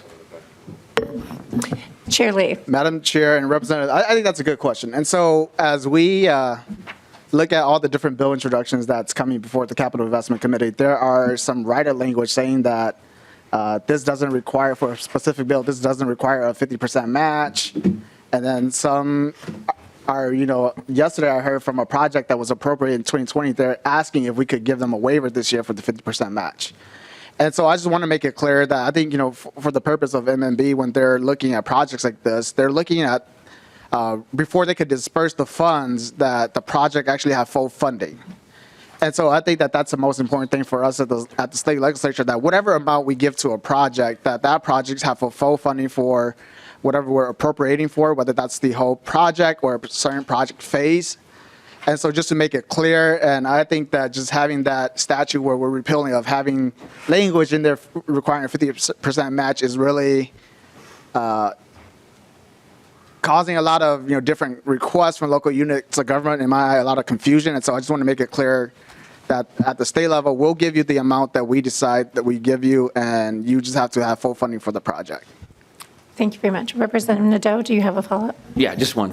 So when you talk about full funding, and I was looking to see if it said that in here anywhere. I didn't see it, and I'm not trying to, pin anybody down to that. But when we talk about full funding from a local political subdivision, are you talking about that they actually have, those dollars? I mean, there's a lot of funding partners for local political subdivisions, that they actually have that money in hand before they'd be eligible to receive state dollars, or are you still working that out? Chair Lee. Thank you, Madam Chair. So the local project will have to show and demonstrate to the MNB that they have secured that funding. And so if at the state, let's say we have a project to my city of Minneapolis, that's $1 million. And if the legislature decides to give them $500,000, which is 50%, a little bit more than $500,000 or less, the city of Minneapolis for that project has to demonstrate that and show that they have the full funding for that $1 million project before the state could release the fund. And that's in current statute 16A502. Thank you, Chair Lee. Representative. Real quickly, Madam Chair, and Chair Lee, I would say one of the biggest educations I had was sitting on your committee last year, and this subject came up quite a bit. A town such as Coates, which is in an extreme problem right now with a water issue, has no tax base or no way to come up with a 50% match. This is now Representative Garofalo's problem because I got sectioned out. But the truth is that we can't expect cities like that, and they need our help. We need to lift some of these burdens on them, and I appreciate you bringing this bill. This is an excellent bill for exactly that, and most of it's in our rural Minnesota or greater Minnesota, where we need to come in and help them more and do what we can do and not have a 50% match over their head. Thank you, Rep. Huot. Our Vice Chair Huot. Representative Kosnick. Yeah, thank you. And I appreciate the discussion, too, that the comments that the chair made. It's important I'm encouraged to see that we're discussing for what many people is kind of a complex, mystical process of bonding. And it's not all science. There's a little bit of art to it. And I appreciate your work as the chair and bringing these bills forward. I do have a little bit of concern that we aren't seeking to leverage, and so maybe I'm more comfortable with on a project-by-project offering waivers. I know it makes your job and the job of the committee more difficult, but if we can, as a state, have more local partners putting in skin in the game, and so I'm not sure that I can support taking that provision or adding that provision on there that there's no more than half of that. But I think that the discussion's worth having, so I thank you for bringing that forward. But we'll continue to see where it goes. But in general, I think it would be good to seek to have more local partners add funding to it. But happy to hear your comments, and thanks for bringing the discussion forward anyways. Chair Lee, that's the last comment. Would you like to wrap up the bill? Yeah, so Madam Chair, I do want to correct one of my remarks to Representative Nadeau's comment. And so question around the 50% match currently. And so it's not that they have to secure right now in the language, line 1.14, they have to have a commitment, and MMB has to determine on line 1.17, 1.18 that the grant or appropriations is not available until the commissioner has determined that the commitment is sufficient. So they don't have to secure it, but that there's a commitment. And then I think to your comment, Representative Kosnick, I think that's why we're having this conversation. I know that, from just having conversation with the state agents, MMB, I think we could do more on this. And whether that's, putting this language or not, I feel like this is something that we need to continue to have conversation on. And I think to your point around maybe doing it one by one, I'm open to having that conversation. But I just want us at the legislature to have something that's clear in statute, that there's some kind of involvement, that we need commitment from the local units of government as they move forward with the projects, and I'm open to having that further discussions too. Thank you, members. Seeing no more discussion, I will renew my motion that House File 1131 be re-referred to Capital Investment Committee. All those in favor, please say aye. Aye. Any opposed? Hearing none, the motion prevails, and House File 1131 is re-referred to the Capital Investment Committee. Chair Lee, we next have House File 1132 before us. Again, since you're not a member of this committee, I will move that House File 1132 be re-referred to Capital Investment Committee. There is an author's amendment, the A5. Would you like to speak to that amendment? Yeah, so Madam Chair, the A5 amendment clarifies that the Commissioner Administration must receive notice from the Center for Sustainable Building Research at the University of Minnesota that projects has complied with the Sustainable Building Guidelines before funding can be dispersed beyond final design. And then also on line 1.10 to 1.13, we actually define what is a cost estimated professional as an architect, a construction manager, contractor, engineers, or other design professional with cost estimating experience on similar construction projects in the same general location. And then on line 3.5 to 3.9, just clarifying that the appropriations to the Center for Sustainable Building Research is to the Department of Administration, not to the boards of region at the University of Minnesota. Thank you very much, Chair Lee. Is there any discussion to the A5? Seeing none, all those in favor of adoption of the A5, please say aye. Aye. Any opposed? Hearing none, the A5 is adopted. Okay. We do have an A4. I don't know who's the author. That is mine, Madam Chair. All right, Representative Joy to the A4. When we're in these discussions, and I've heard around the table many times when we have just a blank, there's no dollar value to it. And so my amendment is just to take the ... out and add a dollar to it. Thank you, Representative Joy. And Chair Lee, would you like to comment? So, Madam Chair, I appreciate that comment, Representative Joy. This is my first time this year in front of State Gov. And so, members, I will recommend a no vote. And the reason why I don't have an appropriation on that is I'm still working with the Center for Sustainable Building Research to figure out if we were to proceed with this language around providing education and outreach efforts, can they do it within their current budget, or if we need to appropriate further funds for that. And so that's why it's a blank appropriation. So at this point, I would recommend no vote for this. Representative Kosnick. Thank you, Madam Chair. Representative Lee, I think I do support the amendment. Just kind of want to double check here. We don't have a fiscal note on this. I don't see it in my packet. It just, sometimes I miss them. Is that right? Chair Lee, would you like? Madam Chair, I believe we don't have a fiscal note for this for right now. And I think nonpartisan fiscal staff may have requested a fiscal note. I want to defer to them. Ms. Roberts. Madam Chair and Representative Kosnick, yes, a fiscal note has been requested on this, but it's not completed yet. Thank you, Ms. Roberts. And then, but this is going to capital investment next, or? Representative Koznick, the motion is for the bill as amended to move to capital investment. Okay, and I appreciate that, and obviously a fiscal note might be a little difficult without an exact appropriation in there, but it's important to understand what the cost implications, and I know you're bringing this forward more for a discussion and try to figure that out, but, so I would support this amendment though, because we should know what kind of dollars would be impacted and other local units of governments that would be impacted, that would be revealed in a fiscal note. So I would support the amendment here, and I think having that information is critical to the work that we do here, and we should proceed with that information, and at this point, we do not have that. Thank you. Representative Lee, would you like to say anything more? No further comment, Madam Chair. And members, I would say I would rather have it, oh, I'm sorry. Lead Nash, you wanted to say something? Thank you, Madam Chair. I do support the A4, and I know it won't be $1, but here's a conversation point. We have seen far too many bills with ellipses that are placeholders for funding. We don't have a fiscal note. We have no idea what this is going to cost.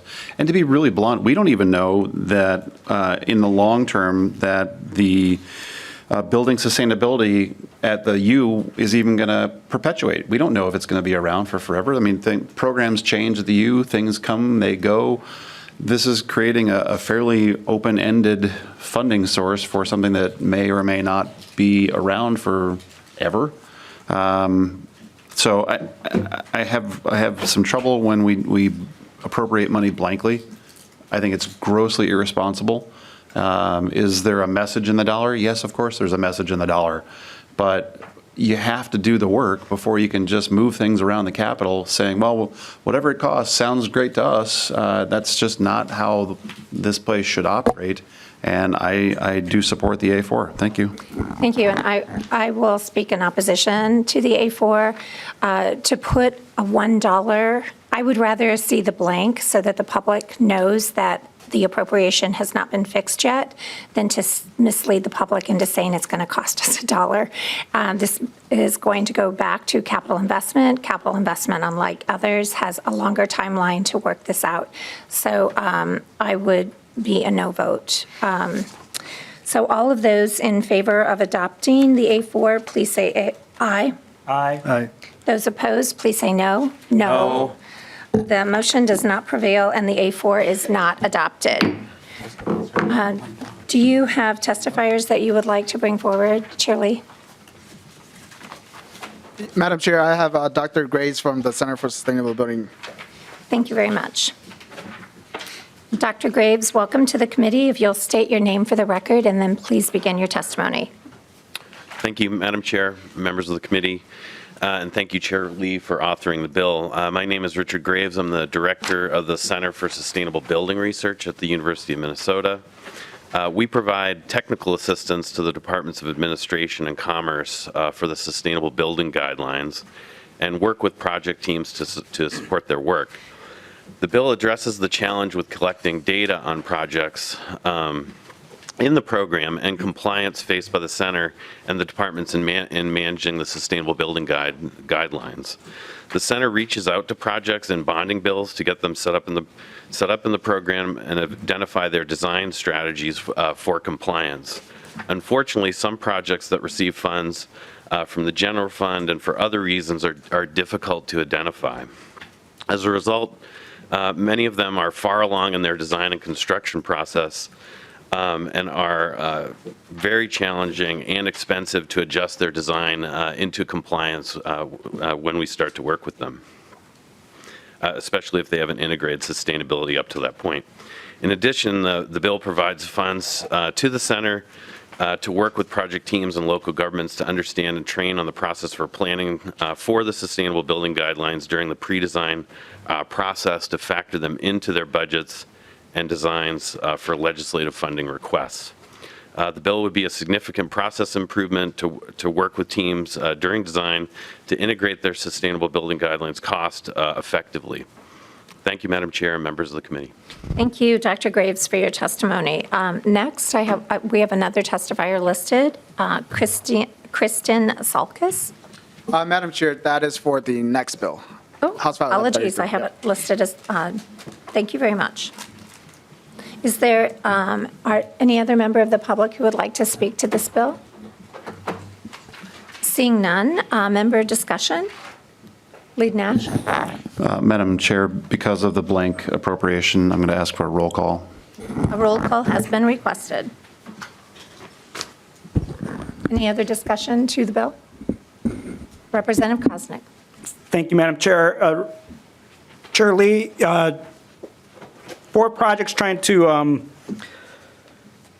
meet the guidelines that would meet the approval of the Center for Sustainable Building and Research. I think it's a valuable intent, but can you talk to us, do you think that's going to increase or decrease significantly the cost of different requested projects throughout the state, and what kind of pressure would that put on the state's bonding request in terms of dollar amounts? Chair Lee. So, Madam Chair, thank you for the question, Representative Koznick. And let me just provide a little bit of context for you as to why I brought this forward. I should have made those comments in my remarks. And so, for members, as you may all know, any new state buildings after January 15, 2003, and any major renovations of state buildings after February 1st, 2009 has to abide by the state sustainable building guidelines. And I'm bringing this bill forward because, you know, as you all may know, the Office of the Legislative Auditor is here, the auditor is here too, where last year I asked them to look at a program evaluation about the state sustainable building guidelines to see how compliant are bonding projects that fit what I just mentioned, a new building or major renovations that actually have complied with state sustainable building guidelines. And I think one of the overarching finding was that there's not really any data for us to determine or understand how compliance projects are. And so this is, you know, my solution right now for us to discuss that before we actually disperse funding for construction, that there is actually somebody that's, you know, going to check, which is through the Center for Sustainable Building Guidelines with Dr. Graves, to make sure that in their final design, they have incorporated the guidelines that's already required for us to move forward. And so I think to your question, Representative Koznick, my expectation is that if you're coming to the state of Minnesota, that you should understand that there are different requirements that we have, whether that's sustainable building guidelines or prevailing wage, that you have put that into the projects as you design that out already. Thank you, Chair Lee. Representative Koznick. Well, thank you. And again, I appreciate the intent of what you're trying to do here. If there are current guidelines, I have some concerns with adding additional requirements that may further put more pressure on bonding requests to do simple projects. I trust our local counties and cities and partners that are requesting bonding dollars for hopefully very necessary projects that the current state guidelines would be enacted, and maybe there's a different way to do that to make sure that there is compliance. So I appreciate that part of it, but mandating it, I think, is where I have some concerns for our cities and towns that are struggling to just come up with the dollars and then come up here and ask for dollars and keep the cost down, where this is actually probably going to drive the cost up, but yet their intent is to do it in as a sustainable way, no matter what the project is. So I see where you're going with it, but I think there's probably a softer approach that is more friendly to our cities and counties, and then also to the cost of the projects rather than driving them up when they may not necessarily need to be. And then also with the change, I don't know that there's set standards, or I'm concerned that there's not set standards as they may change at the approval of the Center for Sustainable Building. Thank you. I didn't really hear a question there. Representative Nadeau. Yeah, thank you. Thank you, Madam Chair, and thank you, Representative Lee. I think this is really interesting. I have a couple of things where I'm going to ask you about, you know, the elimination of the exemptions in on lines 2.14 to 2.24, and then I want to touch a little bit on that next C, that next clause in 2.25 to 2.29. But before I do that, on line number 1.13, we're adding a subdivision to the existing existing law where there's guidelines that have been established, and on line 1.13, this one I'm having a bit of a problem with. It's basically requiring that these grantees receive an approval. And it's not comment authority. I mean, it is actually approval authority from the Center for Sustainable Building Research, and I appreciate Dr. Grace, his testimony, but this putting the University of Minnesota, the Center for Sustainable Building Research and at the U, and forcing local units of government to seek their approval on projects is a bit out there. It seems to me. Is that your intent? Thank you, Representative Nadeau. Chair Lee. Madam Chair, that issue was addressed with the amendment. So if you look at the A5 amendment, that's why we have it be a requirement that the Commissioner Administration receive notice from the Center of Sustainable Building Research at the University of Minnesota that the capital projects has complied with the Sustainable Building Guidelines. And one of the findings from the OLA report is that right now there's no clarity on who should be checking for compliance and enforcement of this. And so this is a step forward in saying that the Department of Administration has to receive that notice from the Center for Building Research that the project has complied with the state sustainable building guidelines. And I think just generally, Madam Chair and committee members, myself and Chair Hansen, we serve on the Audit Commission. We will be working on a proposal that will be more comprehensive in addressing some of the findings from the audit report too. Thank you, Chair Lee. Representative Nadeau, did you have a follow-up? Oh, yeah. So thank you, Representative Lee. And I see the change in the language, but I don't see the intent hasn't changed. So it's basically requiring approval from the Center for Sustainable Building Research at the University of Minnesota. Okay, so I don't think, I mean, that would be a deal killer for me on this thing. I just don't know what the cost with that would be. But quickly, Madam Chair, I just want to go to lines 2.14 to 2.24. And you eliminated some exemptions to this. The park and ride facilities, waste and water treatment, ice centers. What was the rationale for that? Chair Lee. Madam Chair, so to the earlier point, so right now the Center for Buildings Research are already doing this work already. So they are working with admin to look at our projects complying with this.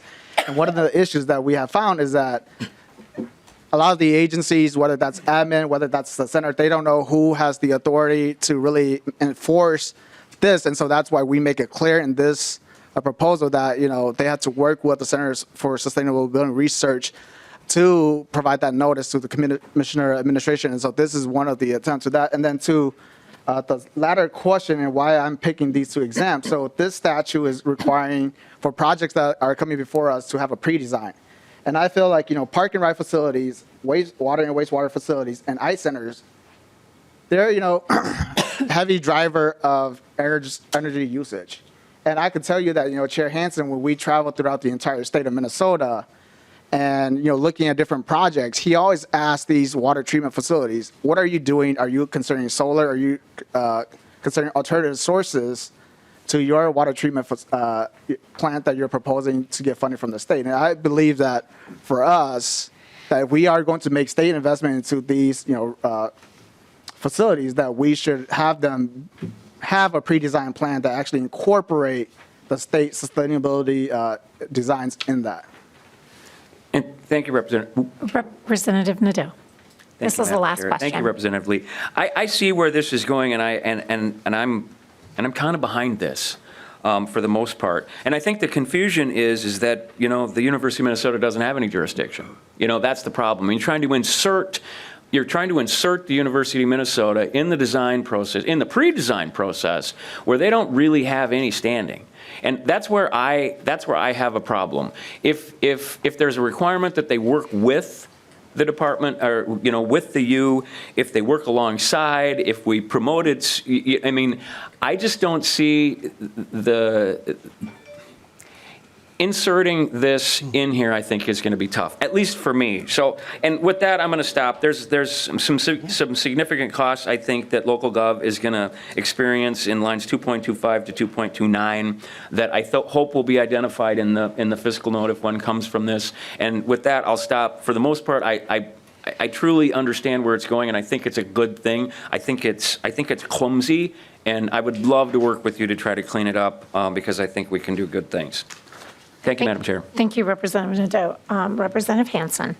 Thank you, Madam Chair. And Representative Lee, just, and maybe to some of the discussion that's occurred in terms of cost, you know, if we put in the designs early, they can pay for themselves in many cases with energy use. When we go out to wastewater treatment facilities, they're often a square cinder block building that I would say is not very energy efficient and probably was built 30s, 40s, 50s. And so when we're investing maybe 7, 8, 9, 10, I think I even saw one for like $30 million for wastewater treatment, if we can design the energy efficiencies in, we can design the sustainability in, it may cost more, but it may reduce the overall cost. And generally, that's been one of the things that's been found with sustainable buildings. We can reduce that cost. When we look at a campus of wastewater treatment or an ice arena is a lot of use, a lot of energy use. There's things that we could do in the design, and that's where the pre-design, putting that in, yes, again, there may be an initial cost, but we can reduce maybe the operating cost, the energy uses, and that ongoing maintenance with the better sustainable design. And I think there's, you know, I think we can find some evidence of that for those things, but when we're, you know, as we see bonding go forward, we have a lot of requests for a lot of buildings, and the essential design hasn't changed very much for wastewater treatment. We could do it better here in Minnesota. We're going to get federal money coming in like every state, but if we can reduce those energy costs for those communities in the long run, that helps all the ratepayers in that area that are paying for those utilities. Chair Lee, would you like to say anything more? I have one more question from Lead Nash, but I don't know if you want to. Yeah, Madam Chair, you know, I just have to go back that currently the Center for Sustainable Building Research is already in contract working with Department of Administration. So we're not doing anything new. We're, you know, just making it clear that, you know, what they're already doing, we just have it in law so that we know at the state that who has oversight and try to address some of the issues that was identified in the OLA report. Thank you. Lead Nash. Thank you, Madam Chair. And to riff off of Representative Nadeau, to the author, is there, and I don't have all the criteria in here, but is it simply a blind assessment of checking boxes of compliance, or is there some subjectivity that's allowed in some of these? Because as we've seen with SHPO in the past, where we had to address some of those issues, and perhaps some projects in northern Minnesota that were green lighted and then shut down. Just trying to make sure that if you're going to do this, that you don't allow any subjectivity as to perhaps the center's lack of enthusiasm for a project, or you know, if we have or when we have the next change of majority, there may be projects that will be put in there that folks at the EU may not like, just from an ideological perspective. I want to make sure that we're architecting that completely out of possibilities. And you're not calling anyone's integrity into question. I am not. I'm just asking simple facts. Just asking. Yeah. Okay. Chair Lee. So, Madam Chair, I will invite Dr. Graves to come and talk about the current process that they have, and I will just try to recall from my recollection from the report is that I think one clarity that was identified that from the OLA report is that we need to identify goals and standards as a legislature of what we want this program to be going forward, and that's what we're planning to do in the language that we're working with Chair Hansen and Representative Ryer, who will be carrying the proposal forward once we have that language ready. Thank you. Dr. Graves, if you'd one more time state your name for the record and answer the question, please. Thank you. Madam Chair, again, I'm Richard Graves, Director of the Center for Sustainable Building Research at the University of Minnesota. Representative, to answer your question, in the development of the guideline standards that began in 2003, we're now on our third version of the guidelines. And I believe it says in statute that those guidelines need to be developed with stakeholder feedback publicly. So every time we do revisions, we work with the design, construction, departments and other stakeholders to get feedback on the guideline language. And in particular, we're always striving to have clear, measurable goals for that guidelines, because in particular, design teams don't like subjectivity in a review. They want to come in, we do a pre-design meeting, we run through as clearly as possible, these are the things you need to do so you can integrate it into the design so it doesn't waste time or them taking things in the wrong direction. We have a case studies database that right now tracks all the projects that we know about to those measurable goals and guideline requirements. And you know, when we're working with the project, when we have the data, it's up on there and it's clear. They know it. And when they don't like a guideline, boy, do we hear about it and work with them to make it more usable, make it more measurable. So the challenge, and I think this bill addresses it, is how do we get those projects into this work earlier so they're part of that system and have kind of clear communication about what the expectations are for the project. Reed Nash, did you have a follow-up? Oh, all right. Thank you very much. And with that, I see no further discussion to the bill.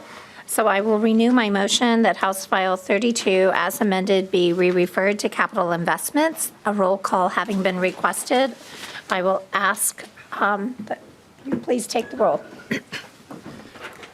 Chair Klevorn. Aye. Chair Klevorn, aye. Vice Chair Huot. Aye. Vice Chair Huot, aye. Representative Nash. No. Representative Nash, no. Representative Bahner. Aye. Representative Bahner, aye. Representative Berg. Aye. Representative Berg, aye. Representative Freiberg. Yes. Representative Freiberg, aye. Representative Hansen. Aye. Representative Hansen, aye. Representative Herr. Aye. Representative Herr, aye.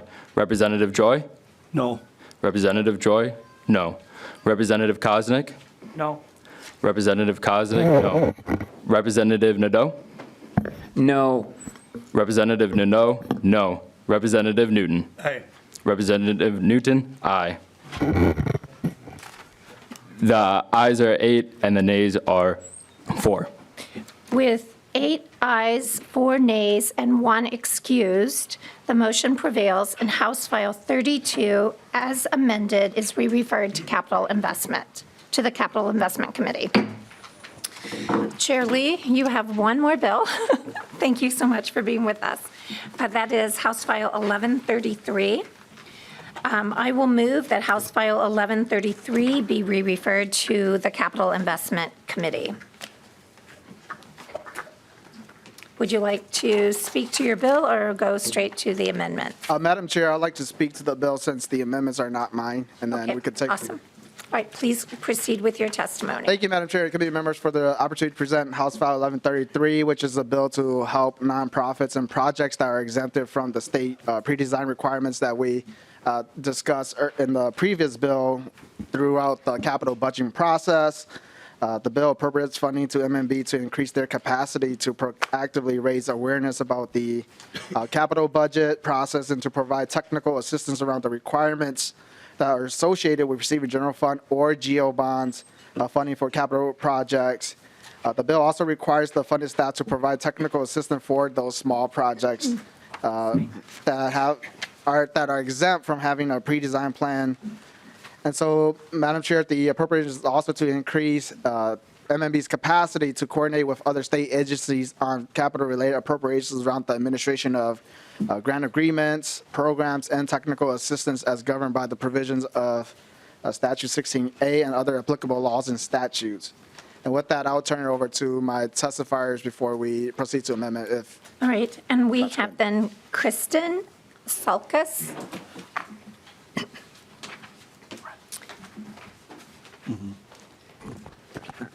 Welcome to the committee, and if you'll state your name for the record and please begin your testimony.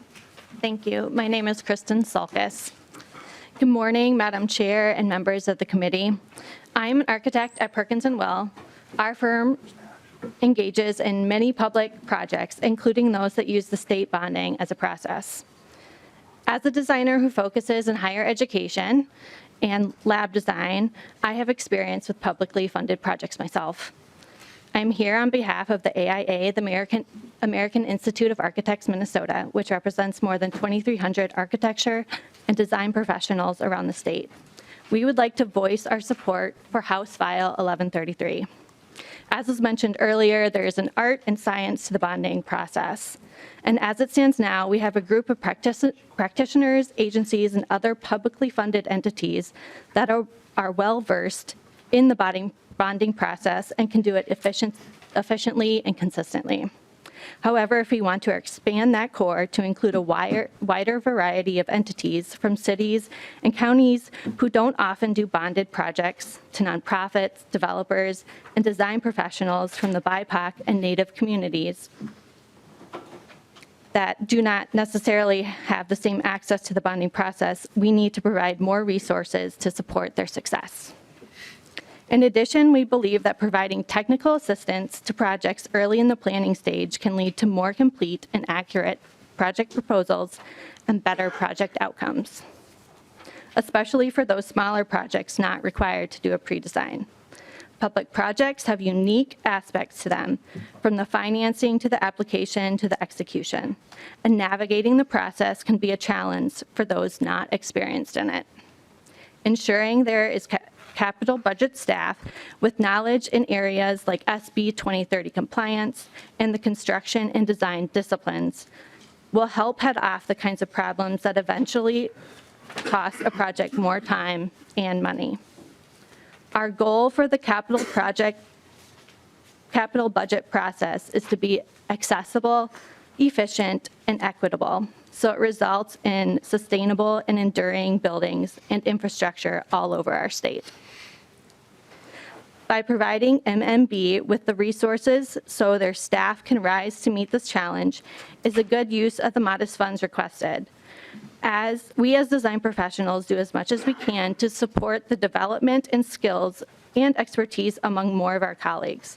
But without structural support from the funding entity, it is difficult to expand the pool of experts and clients that can navigate the process well. We would like to thank Representative Lee for his efforts to find ways to make the capital budget process more effective, and we hope you will support this bill today. Thank you. Thank you very much for your testimony. We will move to the amendments. I don't know who is bringing forward the A1. Well, Madam Chair, just let me find my copy of the bill Okay, first there's off. confusion. Two of you put your hands up at the same time. A1's not mine, ma'am. Okay, thank you. Representative Koznick.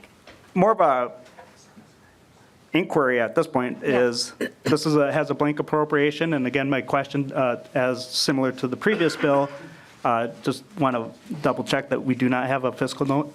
Is that correct? Ms. Roberts. Madam Chair and Representative Koznick, again, a fiscal note has been requested on this bill too, but it is still in process. Okay. Well, Madam Chair, being that this is a Finance and Policy Committee, and I don't know that there's a particular urgency. I appreciate the discussion on the couple bills that are before us here by Representative Lee. I would move to table this bill and till we do have a fiscal note, and we can talk about that as well. Right. So I would make the motion to table the bill. A motion has been made. And request a roll call, Madam Chair. Thank you. A motion to table with a roll call vote. This is non-debatable, correct? This is non-debatable. Are you ready? As soon as Mr. Right? If the CLA will please take the roll. Chair Klevorn? No. Chair Klevorn? No. Vice Chair Huot? No. Vice Chair Huot? No. Representative Nash? Aye. Representative Nash? Aye. Representative Bahner? No. Representative Bahner? No. Representative Berg? No. Representative Berg? No. Representative Freiberg? No. Representative Freiberg? No. Representative Hansen? No. Representative Hansen? No. Representative Herr? No. Representative Herr? No. Representative Joy? Aye. Representative Joy? Aye. Representative Koznick? Aye. Representative Koznick? Aye. Representative Nadeau? Aye. Representative Nadeau? Aye. Representative Newton? No. Representative Newton? No.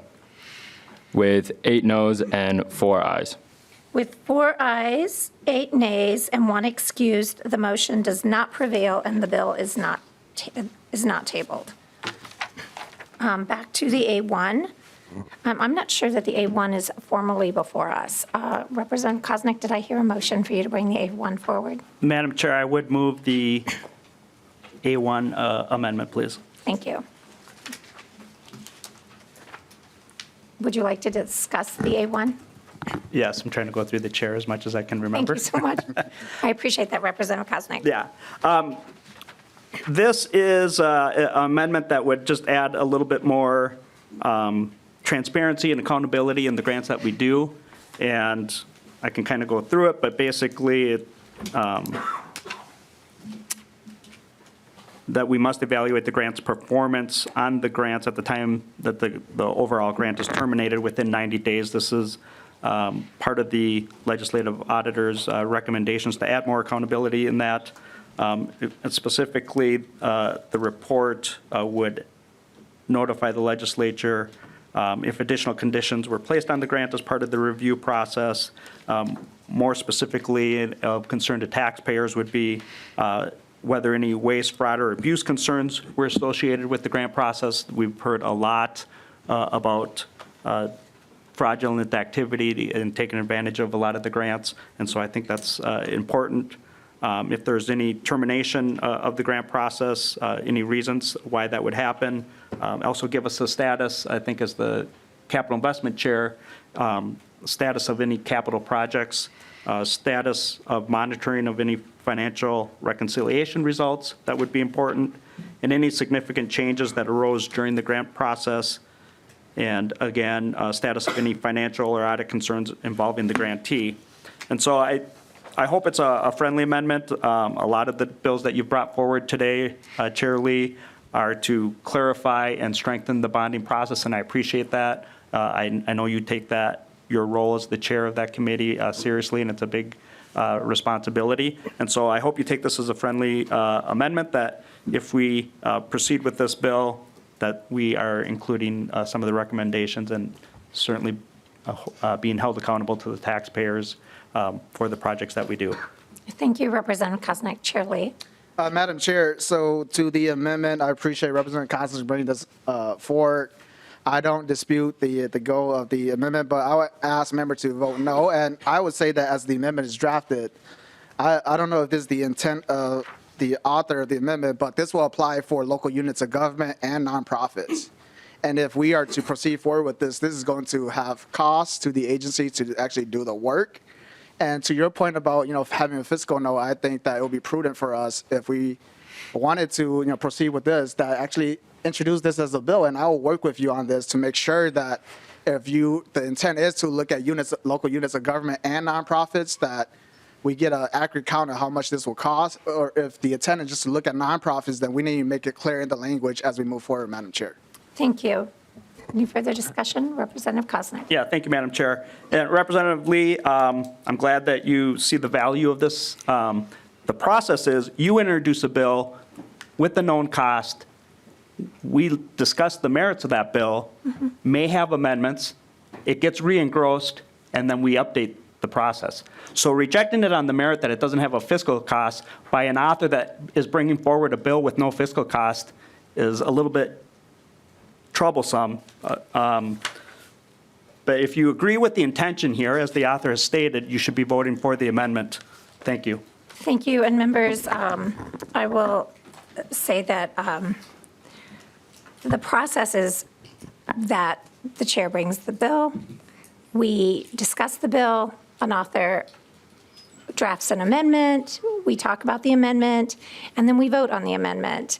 And we can do this all with great dignity and respect for each other. And Madam Chair, I would request a roll call. thank you. Roll call has been requested. Will the CLA please take the roll? Chair Klevorn. No. Chair Klevorn, no. Vice Chair Huot. No. Vice Chair Huot, no. Representative Nash. Yes. Representative Nash, yes. Representative Bahner. No. Representative Bahner, no. Representative Berg. No. Representative Berg, no. Representative Freiberg. No. Representative Freiberg, no. Representative Hansen. No.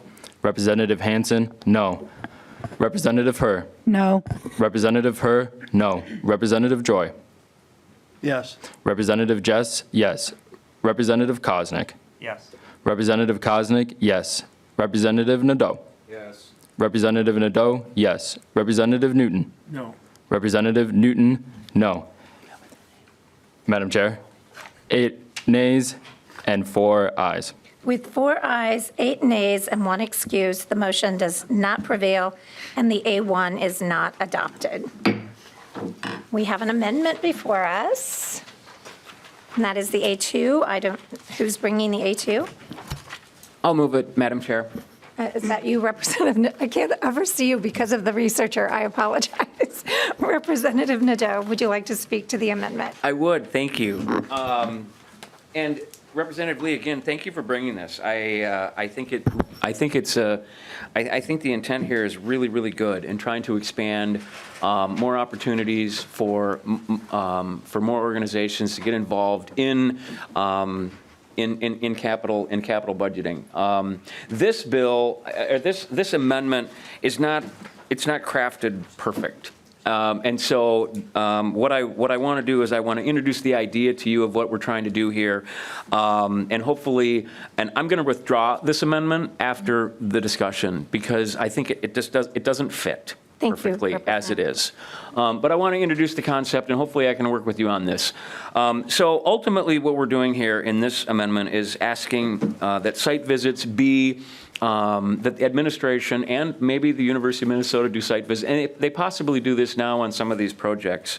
And because what we're trying to do, and what I read the bill saying in 1.12 to 1.14 is actually increasing utilization of traditionally organizations that haven't participated in state bonding. The work that I do in contracts management at the county is we do the same thing. And we try to bring in smaller, less experienced providers to provide services. And it is a ton of work. A lot of them aren't they don't understand the process. It's very difficult for them to comply. And the last thing in the world we want them to do is not succeed. And so what this amendment does is it basically moves in that direction, is that it basically wraps our arms around these high-risk grantees so that they can be successful. And rather than just holding them to an ultimate compliance component at the end, it literally lays out how there's site visit procedures, there's record retention, and we evaluate whether or not we were successful in these efforts. And with that being said, I'm going to withdraw this amendment. I'd love you to speak to the idea of it. And hopefully I can work with you to insert some of these things in the final bill. Thank you, Madam Chair. Thank you, Representative Nadeau. Chair Lee. Madam Chair and Representative, I really appreciate this and the comments that you make. And, this comment will apply to the previous amendment too, where agencies have already selectively are doing this. And so I don't have any issue with the idea that you're trying to go forward with this. And if you want to work with me on this going forward, I'm more than willing to have that conversation because agencies are already doing this in the interest of protecting our public funds. And so this is no mystery that I don't want to do this or not. I'm open to having that conversation. How could we actually tailor this to the intent of where you're trying to get at? And similar to the last conversation, this is actually talking about projects that are receiving grants. So whether that's local units of government or nonprofits, I don't know if the intent is just to look at nonprofit or if we do actually want to look at local units of government too. And if that's the case, then we could work on this with the agencies to make sure that it is not MMB that's actually going out there. But through the bonding process, as you may all know, we appropriate the funds to granting agencies based off of the work. And so if it's transportation, we send it to DOT, economic development to D, agriculture and MDA. And so it has been communicated that it'll be the wish of MMB for us to make sure that in the language that's not MMB, but it's actually those granting agency. If we have a project through D, that D is actually doing the site visit. If it's DOT, DOT is doing the work. DNR is actually doing the work. And so, Madam Chair, I am open to working with Representative Nadeau on how could we fine tune this if we want to make sure that we have some oversight and accountability for these grants going forward. Thank you. And I would just like to say thank you to our Republican colleagues as well. We all, every one of us on this committee is committed to making sure that we use state resources to the best benefit of Minnesotans. Republicans and Democrats on this committee are all committed to that. And I just will say one thing about the OLA report that was discussed and brought up earlier today. You know, we read those reports with a lens of how can we do things better. But one of the omissions in that report that I think was really important is that those site visits that were not performed, I didn't see a reference in that OLA report that said it was also during the period of COVID. And so many things were not done in person, but I do like the intent of this, and so thank you for bringing it forward. So that amendment has been withdrawn, and now we'll move to the A3. Who is bringing the A3 forward? That is me, Madam Chair. Representative Joy. Again, echoing back to the other bill we had, this is just talking about, we have a ... instead of a dollar amount. I know the dollar is not feasible, but it's just something to make example as we sit in this committee. And as you just said, Madam Chair, we look at what's best for everybody in Minnesota. And when we don't have a fiscal note or stuff, I know it's being requested and coming, but when we don't have that, it's just, to me, seems like we want to have we're moving bills fast enough where we're not caught up with the fiscal note. We need to have them all together as a package. So, thank you. Thank you. Representative Koznick, did you want to say something? Yeah, thank you, Madam Chair. I would just appreciate the amendment. We moved to table this, and it's not for the particular bill or author. It's important for the process that we do here. I would suggest that the committee be prepared for any other bills to always have the motion to table it without a fiscal note if that's significant. That will be going forward. Representative Joy is certainly quite fiscally conservative because I probably would have inserted a $2 value. And Representative Nash. Thanks, Madam Chair. We get, it's a message being sent. This has happened again and again and again and again. And the speed at which things are moving is, I think, completely contradictory to good government. On this bill, you got time to wait for things to catch up, Representative Lee, and I think that there's value in this bill. I do, but the value is also that Minnesotans can look at how we're doing things here, and they say, well, they waited for the process to catch up, so they weren't just rushing through things to get committee stops checked off the list. They should be doing their work properly. And I found it interesting that your testifier was advocating for complete and accurate information as we're doing this, but yet we don't have complete or accurate information on the cost. So the testifier that was advocating for your bill makes my argument or our side's argument that this, we don't have a complete or accurate depiction of what this bill will do. So I'm not going to ask for a roll call on the amendment, but I am going to ask for a roll call on the final bill before we're done. That's fine. So Representative Joy, are you going to move? Yes, I move, Madam Chair. Thank you. So Representative Joy has moved to the A3 amendment. Seeing no further, I'm so sorry, Chair Lee, I apologize. Would you like? Thank you, Madam Chair. So, members, I would recommend a no vote, and I appreciate the comments brought forth from the minority caucus and in putting together this. And Madam Chair and committee members, I do apologize for the lack of oversight for not having the figures. This bill was before the committee last year, and the number that we had from MNB last year was around 100,000. And knowing that costs have increased, that's why I did not put that number in, and I wanted to leave it open for when we go through this process for MNB to provide the number of the fiscal note for what it will cost, and that's what we'll put in when we go into capital investment.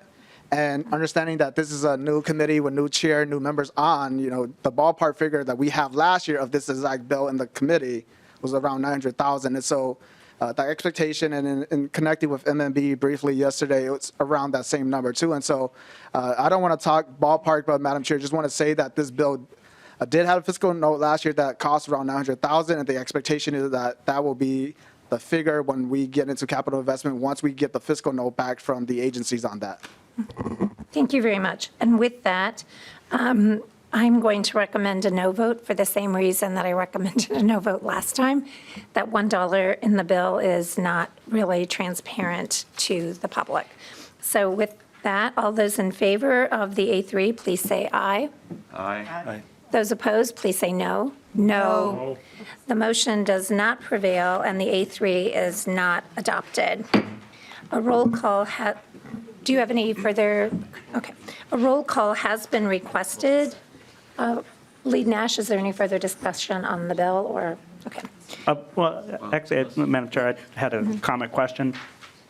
Please, Representative Kosnick. Thank you. And so I do appreciate the conversation and the intent of the bills, and I think I really do appreciate the seriousness that you're taking, your committee, and putting some transparency in the process. We would like more transparency, and I appreciate your willingness to work on that. We will be introducing a bill to a couple of these amendments.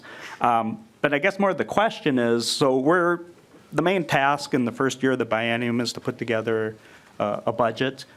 You're putting together what's probably a long overdue by most measures, a capital investments bill that I believe is coming forth next week or so. Some of this is policy work that we have 2 years in the biennium that we can be doing some of this stuff if it's not ready. And so I'm not fully understanding the urgency to rush these bills through without the fiscal notes. I appreciate that there was some of these bills had previous introductions in previous bienniums, and as you mentioned, 40% of the legislators are new here that weren't here. The dynamics of the legislature can't be taken for granted, that new people may have different opinions, but also it's very good process that the legislators that are here, even if they haven't heard the bill or maybe they didn't fully understand it and they were here previously, that have a good grasp of what the policy and the projects are. And so we have time to do that. And that's not just the talking point. We have this session and next session for some of this more policy work stuff. We don't have to spend all the surplus. We don't have to spend the whole, we can do parts of a budget and do a supplemental budget, which can be done next year as well. Or we can do it later on in session. So I think it's important that we recognize that, and I would urge the majority to take that into consideration, that really, you're going to win the votes at the end of every meeting usually. Or if we have ideas that have merit that the author has a few times, not just in this particular bill, that the authors have seen some agreement and value to the amendments and the ideas of the minority, we have time to incorporate that. That is why we have the process of committee work and such. And I would urge the majority to take heed of that and make sure that the bills that we have can be better. They might not be perfect, but most of your ideas are pretty close. And so I really wish that we could utilize the process that's established to make sure that the product serves Minnesota best. Representative Kosnick, I appreciate that. I appreciate your comments, and I would say that many of our bills, and I think it's important for the public to know, much of the work on these bills is done long before they ever come to committee. And much of the compromise is done before the bills come to committee. And members who really understand the process know that committee is not the time to surprise anyone, right? And this is the public vetting for those bills. So I truly appreciate your comments and an appreciation for the process as well. Chair Lee, would you like to close up and we'll call the vote? Okay. Madam Chair, thank you. And Representative Kosnick, I appreciate that comment. And I would say that, at least in particular for this one, as you look through bill introductions that's coming to a capital investment, we have it from local units of government, from nonprofits, from local units of government that are big, like my city of Minneapolis, and some small cities and towns from greater Minnesota. And I think it's prudent for us to move this forward so that we could actually have the appropriations in place so that as we actually work towards the bonding year, as many will say next year, that projects actually know what is required of them if they are coming to the state to ask for money. Whether that's local units of government or nonprofit, so that if it is a good fit for them to come before Capital Investment Committee for the state legislature to fund them, that they actually know what's required. And so that is why, for me, there's an urgency for us to get this through so that we know that projects are ready to actually receive state funding. Because at the end of the day, I don't think that any of us will want to appropriate funds to a project that they will actually sit on the money because they're not ready or that they did not understand the requirements that we have set in law currently. And so I believe that, truly to your point, why we're doing this and why I'm pushing for this is so that we can get the appropriations out this year so that we can make sure that future projects coming before us, and even those in the queue right now that are not getting funded, actually understand what they're getting themselves into before they come to us. Because, in 2021, we had roughly $5.6 billion worth of project. With inflation, that's going to be around 6.8. And who knows, once MMB start their capital budgeting process this summer, I think that the number is going to increase. And I want us to be able to know these projects are ready to be funded as we consider them going forward. Thank you, Madam Chair.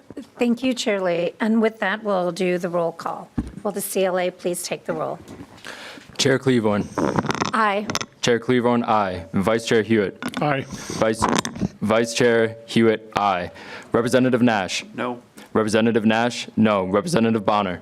Aye. Representative Bahner, aye. Representative Berg. Aye. Representative Berg, aye. Representative Freiberg. Representative Hansen. Aye. Representative Hansen, aye. Representative Herr. Aye. Representative Herr, aye. Representative Joy. No. Representative Joy, no. Representative Koznick. No. Representative Koznick, no. Representative Nadeau. No. Representative Nadeau, no. Representative Newton. Aye. Representative Newton, aye. The ayes are 7, the nays are 4. With 7 ayes, 4 nays, and 2 excused, the motion prevails, and House File 1133 is re-referred to the Capital Investment Committee. Members, I think let's take a 5-minute recess. Everybody's been sitting, and I know sitting in those the gallery chairs is really uncomfortable for a long period of time. Why don't we reconvene in 5 minutes?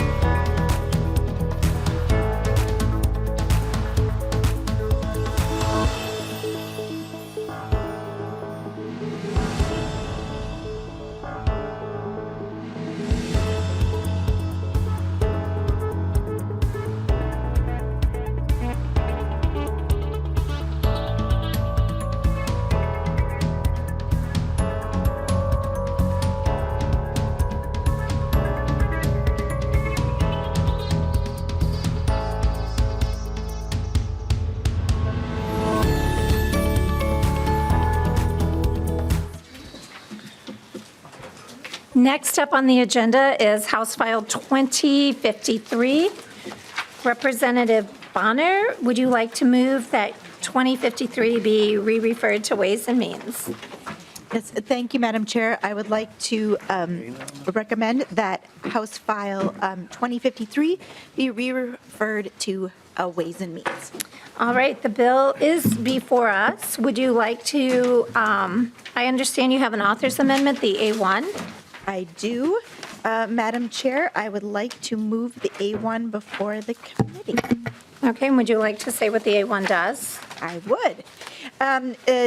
Madam Chair and members, the amendment basically ensures the longstanding practice of lending minute cash flow support can continue as it has in the past, which will be addressed further in the bill as well.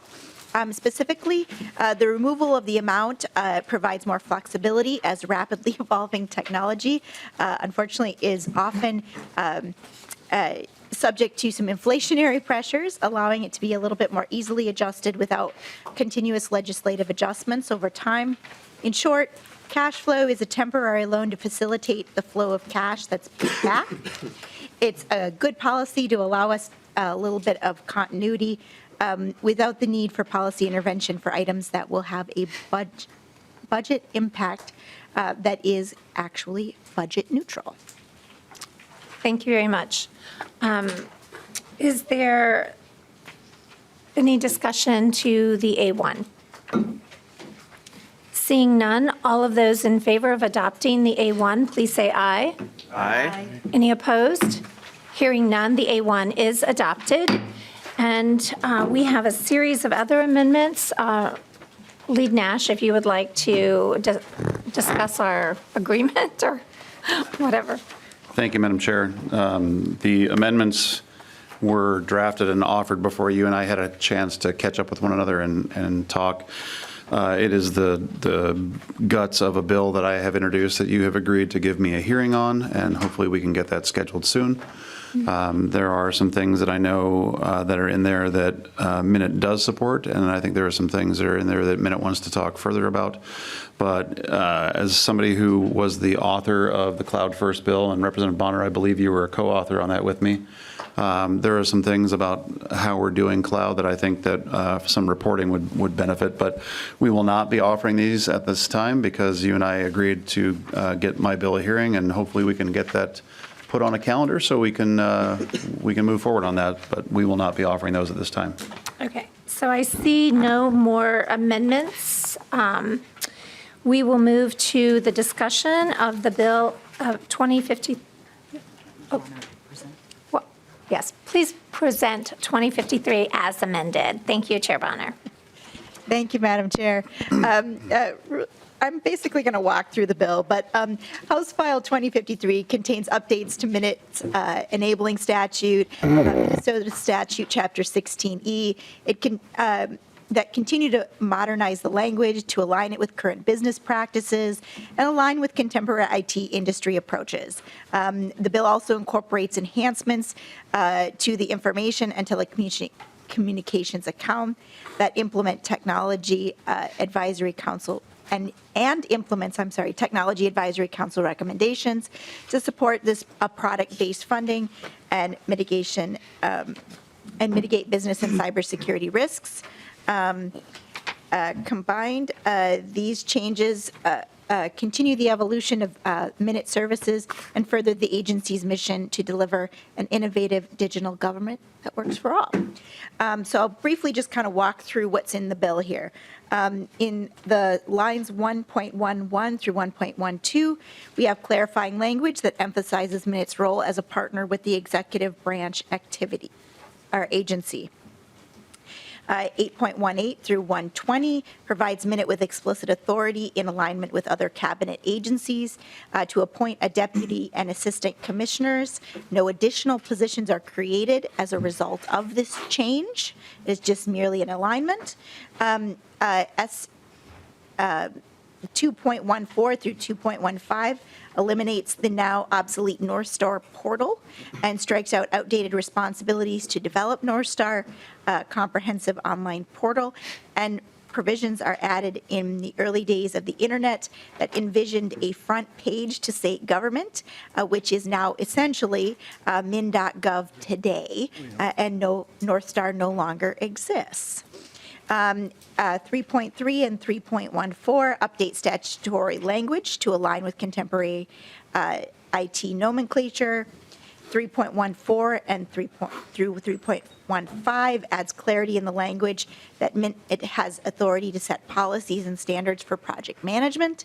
4.14 through 4.18 creates a project reporting efficiency by adding criteria to the annual comprehensive project portfolio report, removing redundant report submitted just 2 months from when the comprehensive report is submitted, and it strikes out some more vague subsequent and adds some additional clarifications.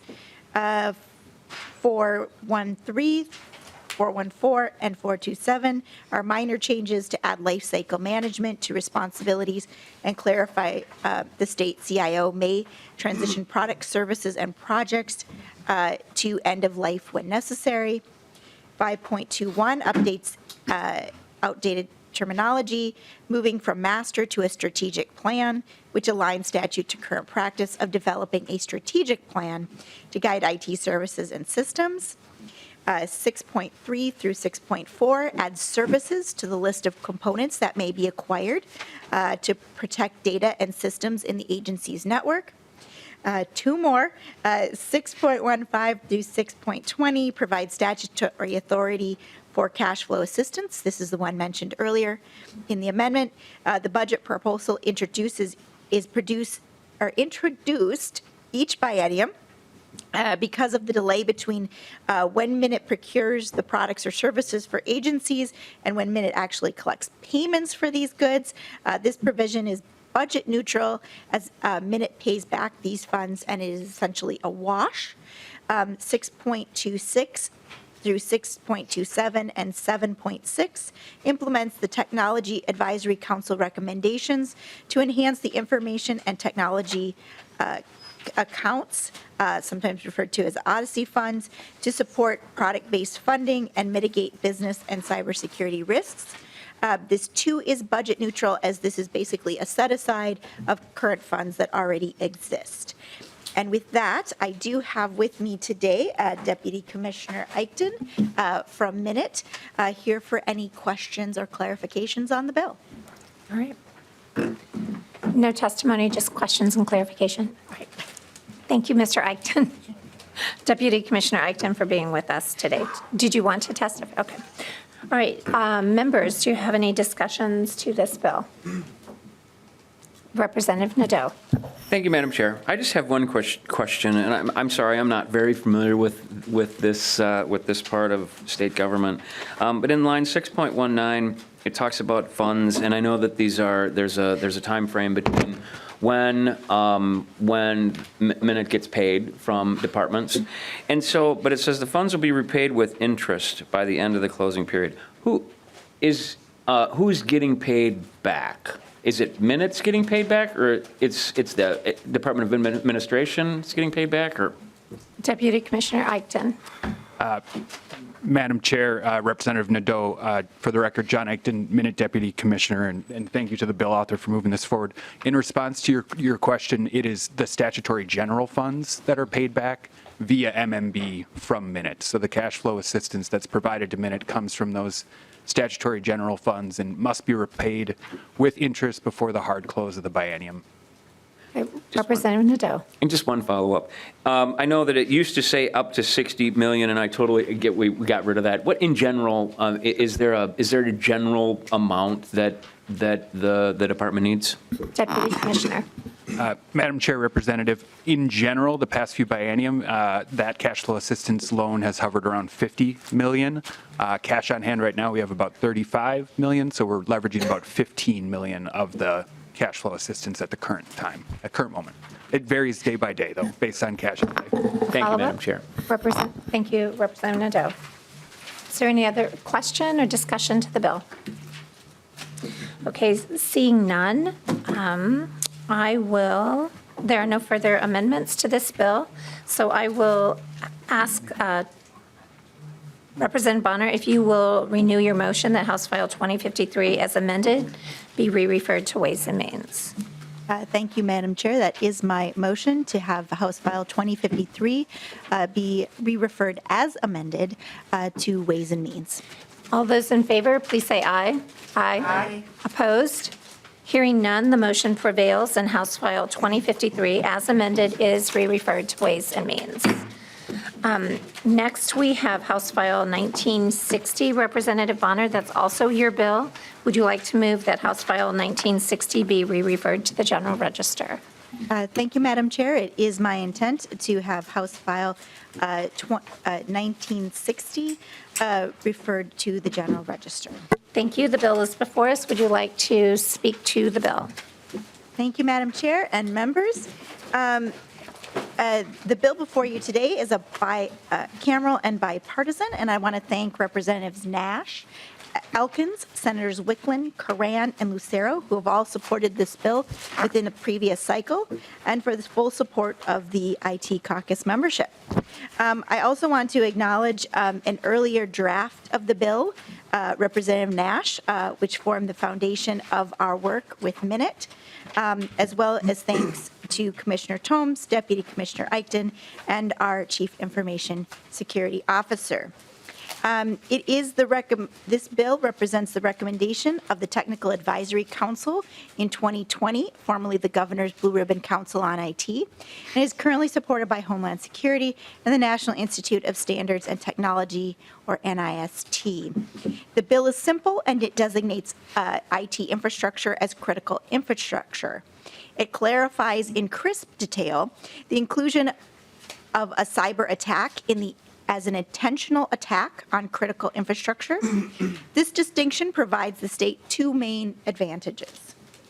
It allows the state to respond nimbly and would make us eligible for federal disaster relief funding to recover should an attack occur. It is the intent to be laser focused on the preservation of infrastructure assets that benefit the state and our citizens in the event of a cyber attack. First, our reliance on technology to deliver state services continues to grow, and our world continues to become more interconnected. Technology has the power to bring government services and the people we serve together in a meaningful way. But with this great reward also comes great risk. The second powerful reason for this bill is escalation. Denial of service and ransomware attacks in critical infrastructure targets are on the rise. At home, we have witnessed the hacking of the Senate website. JBS, a local company and second largest meat processing company, was forced to shut down its Worthington plant. For Minnesotans, that meant meat shortages and higher prices hitting their wallets. Nationally, the Colonial Pipeline shutdown raised gas prices. Major cities like Atlanta were crippled and unable to deliver city services, costing millions in cleanup and remediation.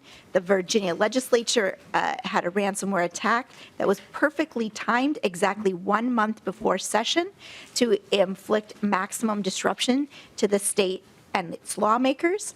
And third, on the world stage, states have received warnings from the FBI and Homeland Security, alerting them that state-sponsored hackers in Russia have openly threatened to target all who oppose them due to things like the conflict in Ukraine. They are only but one bad actor on a long list. In the event of a cyber attack, we must act swiftly and without hesitation. As legislators, we have a duty to our citizens and to our state. We must lead and not wait for disaster to strike. Members, the time to act is now, and with that, I request a yes vote. I do have with me our interim CISO, John Israel, in order to answer any additional questions or clarifications and to speak to the bill. All right. Please state your name for the record if you wish to testify. Yeah, Madam Chair and members, thank you for the opportunity. For the record, my name is John Israel. I'm the Interim Chief Information Security Officer for Minnesota IT Services. In my roles, both professionally and through my careers in state and local government and working with organizations large and small throughout the state and across the nation, I've been able to witness firsthand the impact of cyber attacks on all of these kinds of organizations.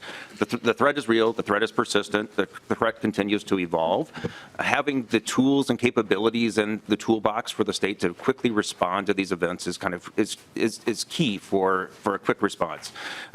Being able to act and respond to the moment, to any kind of events, and seeing the impact of these that have spilled over, as Representative Bahner kind of laid out very well. These are growing throughout the nation.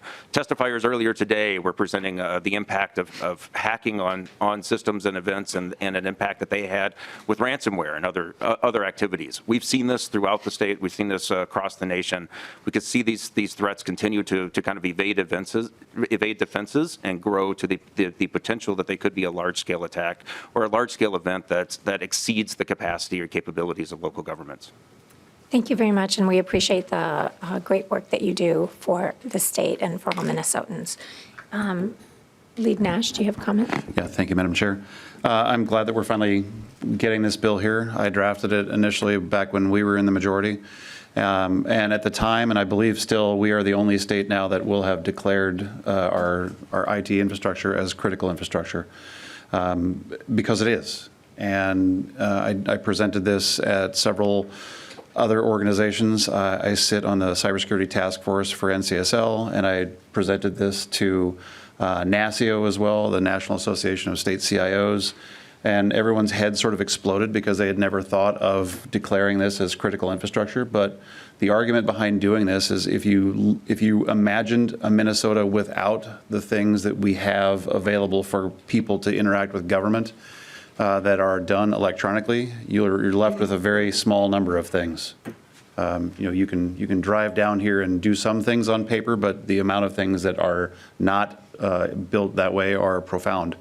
So doing this not only allows us to create some extra protections around this, but it also allows us to hold people to a higher level of accountability if they make an attack on it. So we are literally paving the way for the other slow and Luddite 49 states that are not catching up to us. So this is a good bill. I'm glad that we're finally getting it here. We've talked about this at the Blue Ribbon Council and the Technology Advisory Committee for a long time. Our private partners on the Technology Advisory Committee, when I first introduced it and we've talked about it in our goals, they sort of gave us the, well, duh comment. They're like, yes, of course, your backbone is critical infrastructure. So good bill. We should all be voting yes, and we should not try to jam this up anywhere along the way. Thank you, Lead Nash. Is there any further discussion to the bill? Seeing none, I will renew the motion that House File 1960, there were no amendments, correct? No amendments. That House File 1960 be re-referred to the General Register. All those in favor, please say aye. Aye. Any opposition? There was an amendment, wasn't there? Pardon, was there an amendment? Oh, I'm sorry, there wasn't a one amendment, so let's redo that motion. Let's see. No, that was a previous bill, right? That was 2053. Yeah, no, that's correct. Okay, so let's just start this fresh. We're going to start this fresh. Representative Bahner, would you like to renew your motion that House File 1960 be re-referred to the General Register? Thank you, Madam Chair. I would very much like to renew my motion that House File 1960 be referred to the General Register. All those in favor, please say aye. Aye. Any opposition? Hearing none, House File 1960 is re-referred to the General Register. Our next meeting is going to be Tuesday, March 7th, in our usual meeting room. And with that, members, our business for the day has concluded and we are adjourned.